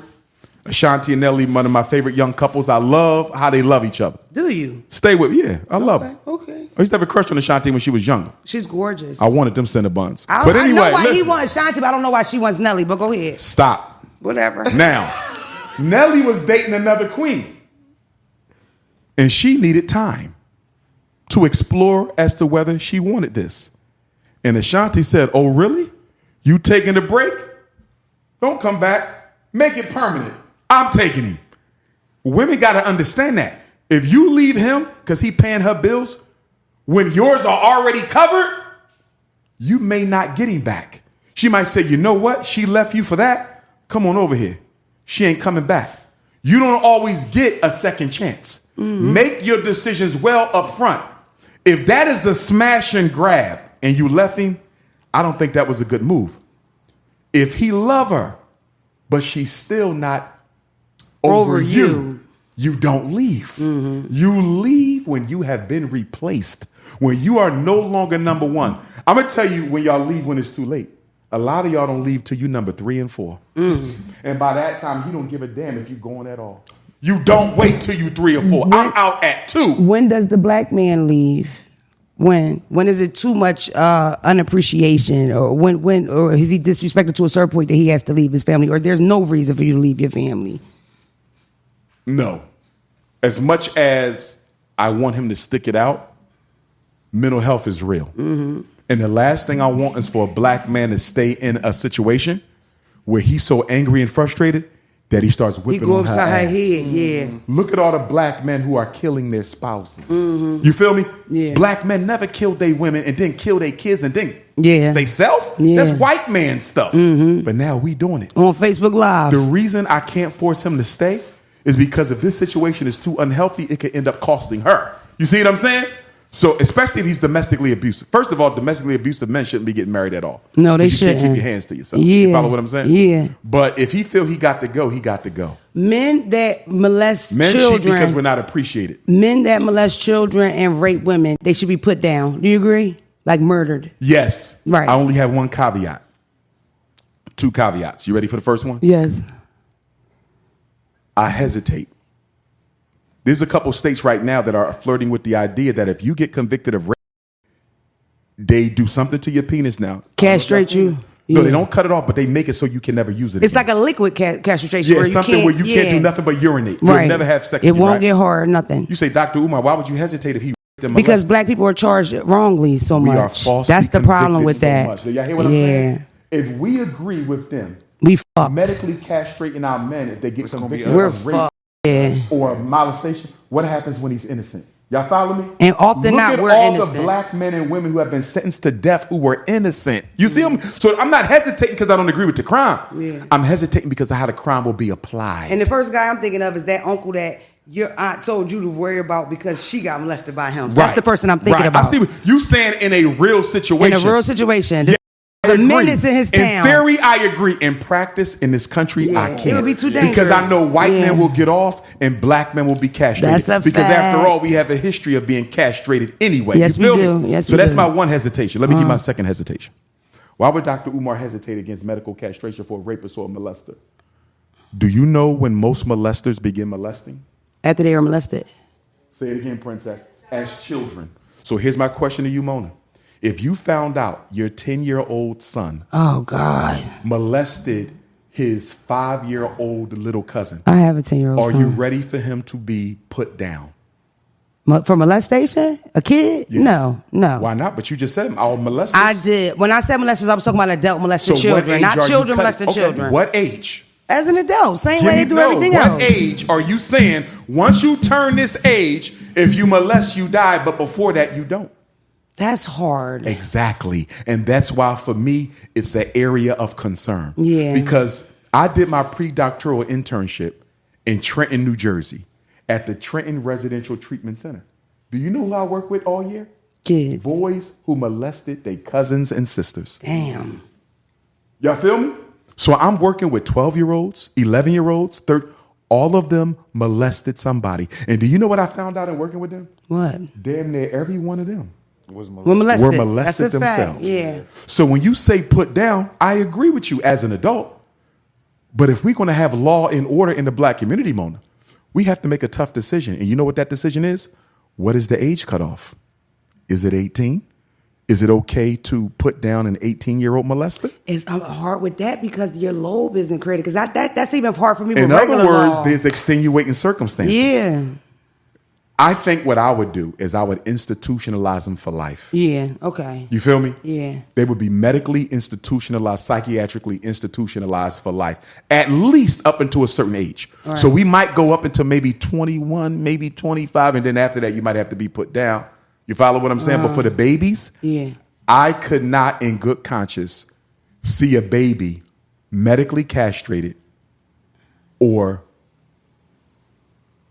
electric chaired for molesting a kid when he was molested as a kid too. Mm-hmm. You follow? Just like you said with your son. And of course, your son would never do that. Mm-hmm. But if you had a 10-year-old boy who you cared about and you found out he molested a 5-year-old boy that I don't care about. I never was speaking about children. I'm talking about adults molested children. Right. But the point that I'm just making is you got to have a cutoff.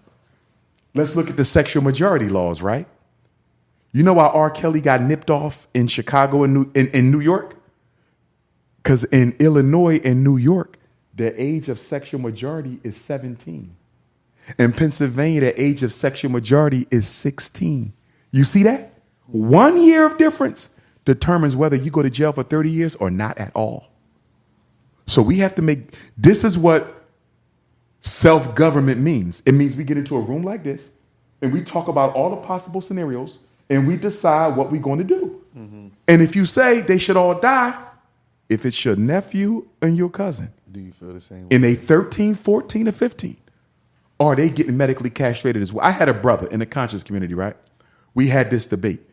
And he went around telling people that Dr. Umar was soft on child molesters and rapists.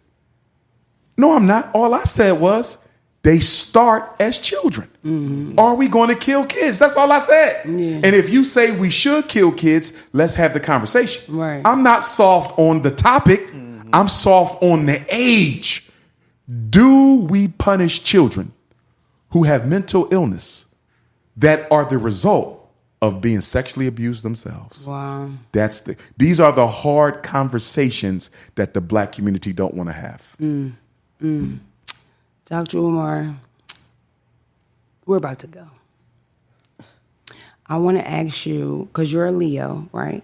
It got a little too serious here. Leo season is coming up. Today is the 9th. I'm sorry. Today is July 23rd. Leo season begins on July. Share your honest thoughts on Aquarius. I'm an Aquarius. I don't know if you know. Aquarius are rebellious by nature. You will create your own path. You don't follow well at all, and you don't give a shit what anybody thinks about it. That's the Aquarius. They are a trailblazer, a fireblazer, good leaders too. You feel me? But when they get upset, they lose their moral compass. When you get angry, you do a lot of nut. And then when you calm down, you say, I can't believe I did that. Oh my God. And guess what? If the Shango stick was good, you extra crazy. Oh my God. Cut that out. Calm consciousness. I appreciate you so much coming on, Dr. Umar. I really do. We had a good time. And one more thing. Oh, please. No more things. Not about Aquarius. One more. Number one. I'm going back to the light skin piece, right? Okay. Stay with me. All right. I'm going to hold all my fair skinned queens accountable for one thing. That's you. You on the borderline. You more caramel. I'm going to pass you out.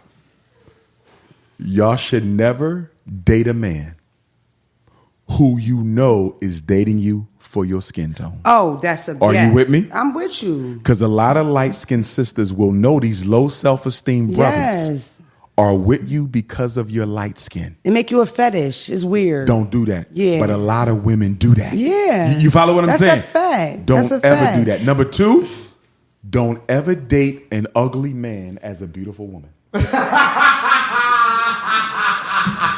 hear me, princess? I mean it. Did you get this man notes? I'm talking to caramel. Why would y'all give him notes about I'm talking to me? dark cinnamon. I'm talking to sweet brown sugar. Why would y'all give him notes about me? And I'm talking to sexy buttercream. Why would Listen, y'all give him stuff about me, though? don't date ugly I'm interviewing men. him. Do you know why a beautiful woman can't date an ugly man? What are you talking Because about? he cannot let you go.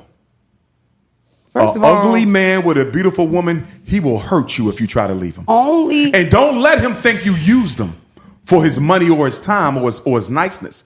He will take you out. Ugly people don't rebound well. only Am I wrong, family? Am I wrong? Dr. Umar, only 90. Which is why ugly people should only date ugly people. No, I'm serious.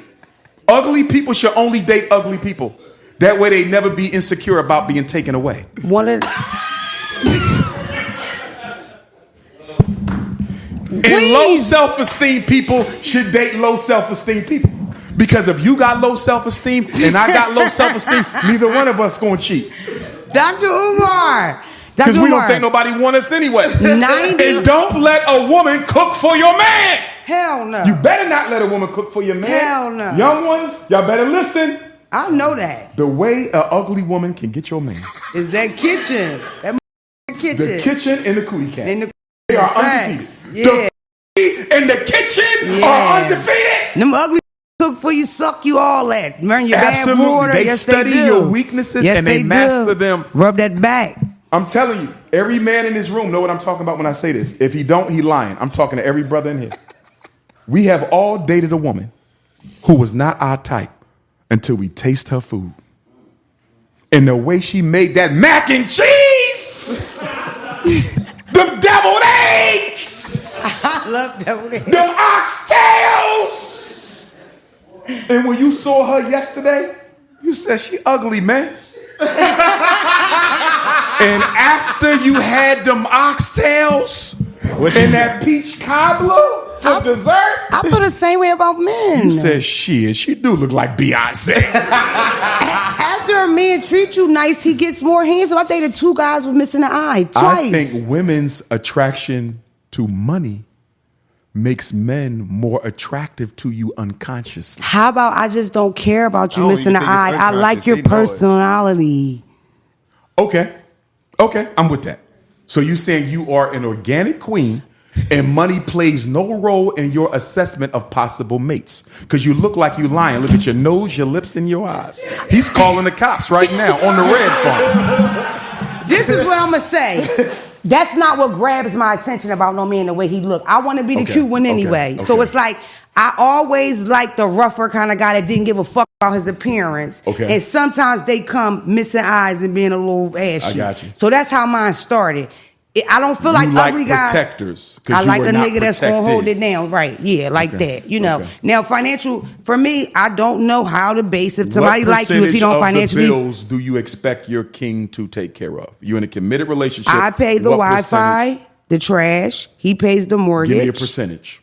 Is of that like 60-40? Is that 75-25? What is the breakdown 80-20 is right. That's 80 for him and 20 for you. Yes. Do you think that's fair? Yes. Would you have a problem? I cook from scratch. Ain't no box in my house. I wash clothes, my clean. I bring you your plate and I pick it the fuck up. I play my part. I see what you're saying. You saying you completely take care of the house. And I suck. I'm your woman. Like, stop! Don't talk about gummy bear and the Shango stick. Listen, I'm just saying, mine's not unhappy in that way, ever. But stay with me. And I don't nag. That's a fact. I want to make sure I understand you because it makes sense. I agree with you're telling me. I'm earning that. We're going to do 80-20. Yeah. And the reason we're going to do 80-20 is because the house will be completely taken care of and everything in it. And you will be treated like a king at all times. If it got that bad, I don't feel like cleaning. I'm going to hire a bitch to clean and get that off before he get home. If a man had a problem with that, I would have a problem with the man. Exactly. Now, for me, I'm going to do 100. I'm just an old school man. I'm doing 100. Even with my 2 wives, I'm paying everything. You feel me? Both houses. Take care of the house. Keep that tight. Yo might be Make sure the oxtails are warm. I don't know what's going on. Do you have any advice for any young black men moving in the world? Yes. Find your purpose before you look for anything else. Don't look for a woman before you have your purpose. Don't look for a career before you have your purpose. Don't look for anything until you know why you are here. Because we were all sent to earth by the Almighty to fulfill an obligation. Once you know who you are and why you're here, then you decide on the rest of that. A man has no business getting married until he know what his purpose is. We don't spend enough time finding out our purpose. We spend too much time chasing the damn crowd. Well, we need you married right away because I think you at the top of the palace with your 2 queens is going to do so much for our community. I agree with you. For Dr. Umar to walk into a room, to walk into a lecture and say, these are my queens. Oh, it'll be huge. I think it's going to motivate a lot of other black men to settle down. Yes. I think it's going to bring black love back. Not to say I'm the be all and end all, but I recognize my influence. Right. You follow what I'm saying? Yeah. So I look for that. Yeah. But I have to make sure I don't run into no traps like I just ran into. Okay. You feel me? Okay. So I pray for it. I told God, put them in my dream. because I don't have enough time to sort y'all out. My problem is I'm too busy. I can't date you and sort you out. I'm too busy. I got my mama. I got the school. I got to travel the world. You feel me? I don't have time to learn. So I need my ancestors to just put them in my mind. Okay. If it's and then Mona, when you see her, you'll know. If it's Mona and Sukihana, just say that. Caramel and buttercream, just say that. That's a combo there, boy. Just say that. And we gonna get married in the school. Just say that. He like Delaware. That's a hell of a combo. I'm afraid that if it's not put in my vision, because I get dreams, right? My ancestors talk to me a lot through dreams. Not all the time, but enough. I need them to put the faces of the two. If they put them in my dreams tonight, I'll be married by the end of the year. But if I'm expected, see, I have 2 children, right? Mm. And I didn't, no disrespect to the mothers of my children, but I didn't choose women who were best for me, right? And so I'm a little paranoid now. Right. Because I don't want to run into this a third time. You got post-traumatic relationship disorder. Yes. Post-traumatic baby mama trauma. Yes, totally right? get it. Baby mama trauma. You feel me? So I'm a little too untrusting. You see what I'm saying? So I need the ancestors to help me out. You feel me? Put the face in the damn dream. Yeah. And let me solidify this. Because for me to have a school for boys and they don't see me with a regular queen, right? That don't look good. You feel me? Yeah. So I see the urge, but I can't rush it. Right. Because if I rush it, you make a mistake. Boom. Y'all write in, getting them DMs, getting them emails, send them pictures, say, hey, did your great-great-great-great-great-great-grandfather send you a picture of me? Do me a favor. Stop sending me wifey resumes with fake hair. Why am I getting wifey resumes with fake hair? I knew I should have worn my natural. My queen's got to be 5'5", thick in the thighs, all natural head to toe. Now, 5'5" is a metaphor. Okay. You can be 4'11", you can be 5'10". That's a metaphor. Okay. But you must be curvy.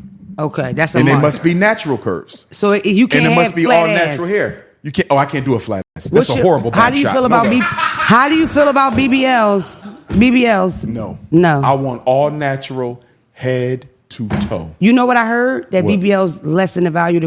It makes the corny. I've had male friends tell me that when they have sex with girls with BBLs, the cry feel a little off. You ever experienced the BBL, Dr. Umar? I'm going to plead the It's a fifth. hell of a question. That was a hell of a question, fellas. On Those the got grounds 10 points that for might shit. incriminate me. But I'm going to tell you what I don't understand about sisters with artificial body parts. If your breasts are hurting you, why did you get them? And why do you still have them? If it hurts to sit on your ass 6 months after your surgery, why did you get it? Why do you still have it? I'm seeing sisters who are literally living in pain from breast and butt surgery for what? You said 6 months, give it 8. Give it 8. But here's my thing. Fake breasts do nothing for me in the bedroom. They don't move normally, right? You can't touch them because they hurt to the touch. They hard. Your butt cheeks are hard. It don't bounce. You want that smack. They say BBL You want the stink. smack. If you ain't got the bounce, what good is the Cinnabon? Have you heard about the BBL scent? They say you can smell it. That there's a smell. That's like a thing now.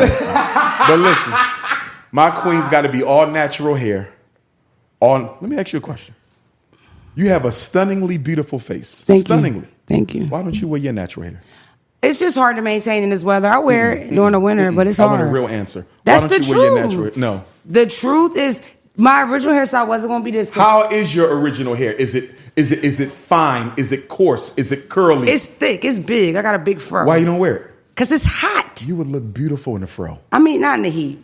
It's Why too not? hot. That's when you're supposed to wear the fros. It's uncomfortable. It's hot. We wear Or braids do in the you summer. just like the European look? No, it's definitely not that. I can enjoy a wig, but it's not that because I do braids. I do my own curl, my own like wear natural, just wet. But really, it's a weather thing for me. Like I wouldn't even wear wigs in the summer. This is just Dr. Umar was coming, and I couldn't get my hair braided. So you mean to tell me Dr. Umar was coming and you put on the blonde hair? Gary, I told you that. No, for real. You should have won the Afro Puffs. Gary, I told you that.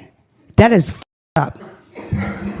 That's up, Gary. I would love to see you in your natural hair. Next time, I promise. She wear it out. Damn. Okay. Dr. Umar, thank you so much for spending this episode Because with if me. I can't grab it, you can't have it. I'm sorry. Say that again. You can still grab the wig if it's No, you melted can't. down right. You cannot touch your hair. You can't grab it. You can't. You can't. You can't. Okay, Dr. Umar. Parents, quick tips. Number 1, don't sign no paperwork from your child's school you don't understand. Number 2, don't go to no school meeting by yourself. Number 3, don't get children evaluated less than 7 unless it's a speech problem. Number 4, stop telling the schools all of your business. Number 5, make sure you get a complete copy of your child's academic record every year. Go through the record to make sure there's nothing in there that reflects negatively on your child. If it is, you have a right to get it taken out of the file. It's the Family Educational Rights and Privacy Act of 1974. It allows you to get a copy of your child's record and to dispute any paperwork in that record that is inaccurate or negatively affects on your child. If you ever need Dr. Umar's consultation or help, school psychology, clinical psychology, please reach out to me. I'm free and available to the community. 215-989-9858. Do not call me, text me. I don't answer the phone. 215-989-9858. Frederick Douglass Marcus Garvey Academy is coming soon. All we got to do is lay down the tile in the schools. And once we lay down the tile in the Marcus Garvey Elementary School, we're going to apply for our certificate of occupancy from the city of Wilmington. And once we obtain that certificate of occupancy from the city Illinois and the city fire department, we're going to have a grand opening celebration. And I want all my Wilmington Africans, my Newcastle County Africans, my Sussex County Africans, and my Kent County Africans to come and celebrate with me. And I don't understand why I don't have a Delaware queen yet. I should have had a Delaware queen. Yeah, you late. I was looking for one. It's it must rough. not be meant for me to have a queen in Delaware. That might be too close for the craziness. Maybe I got to keep her over the border in Chester. Dr. Umar. Dr. Umar. Shout out to my Chester queens. I love you, Chester. I used to be school psychologist for Chester. I used to do all their early intervention evaluations. Chester High School? They wanted me to be principal at Chester High School. I turned it down. And the that's reason I something. turned down the principalship at Chester High School, this is almost 15 years ago, but the reason I turned down the principalship at Chester High is I told them I got to choose my own teachers. You're not going to put me in no Snow Bunny motel. Put the chains on You're the not going to doors. put me in no Snow Bunny motel. Yeah. And then when the test scores don't go up, right? You blame me when your white lazy ass teachers don't teach. I would never be a principal in a public school unless I had the right to choose my own teachers. Because what they do is they blame black principals for the failure of white teachers. That's why this school we opening is independent. All black money, no government funding, no white banks, or none of that. We did it from the gut. We choosing our teachers. And if we don't like it, we don't hire it. Black queens forever. Snow bunnies never. I appreciate you, Dr. Simple Umar. Thank you Sunday. so You're much for welcome. coming to this episode. This was huge. We appreciate you so queen. much for giving I me your enjoyed it. time. Okay. I enjoyed it. Yes, mama. Love y'all at home. Thank you for helping me do this to all my cousins. I appreciate Dr. Umar. Of course, I appreciate Phelps. I appreciate my whole team, Zack, Eb, everybody. But my cousins, it could not happen without you. I love you, bitch, so much. All of y'all. Vern and Jet and John. Okay. Oz, everybody. Thank you. Thank love y'all. y'all. Love you, cousins. Still love y'all the mostest. Love y'all.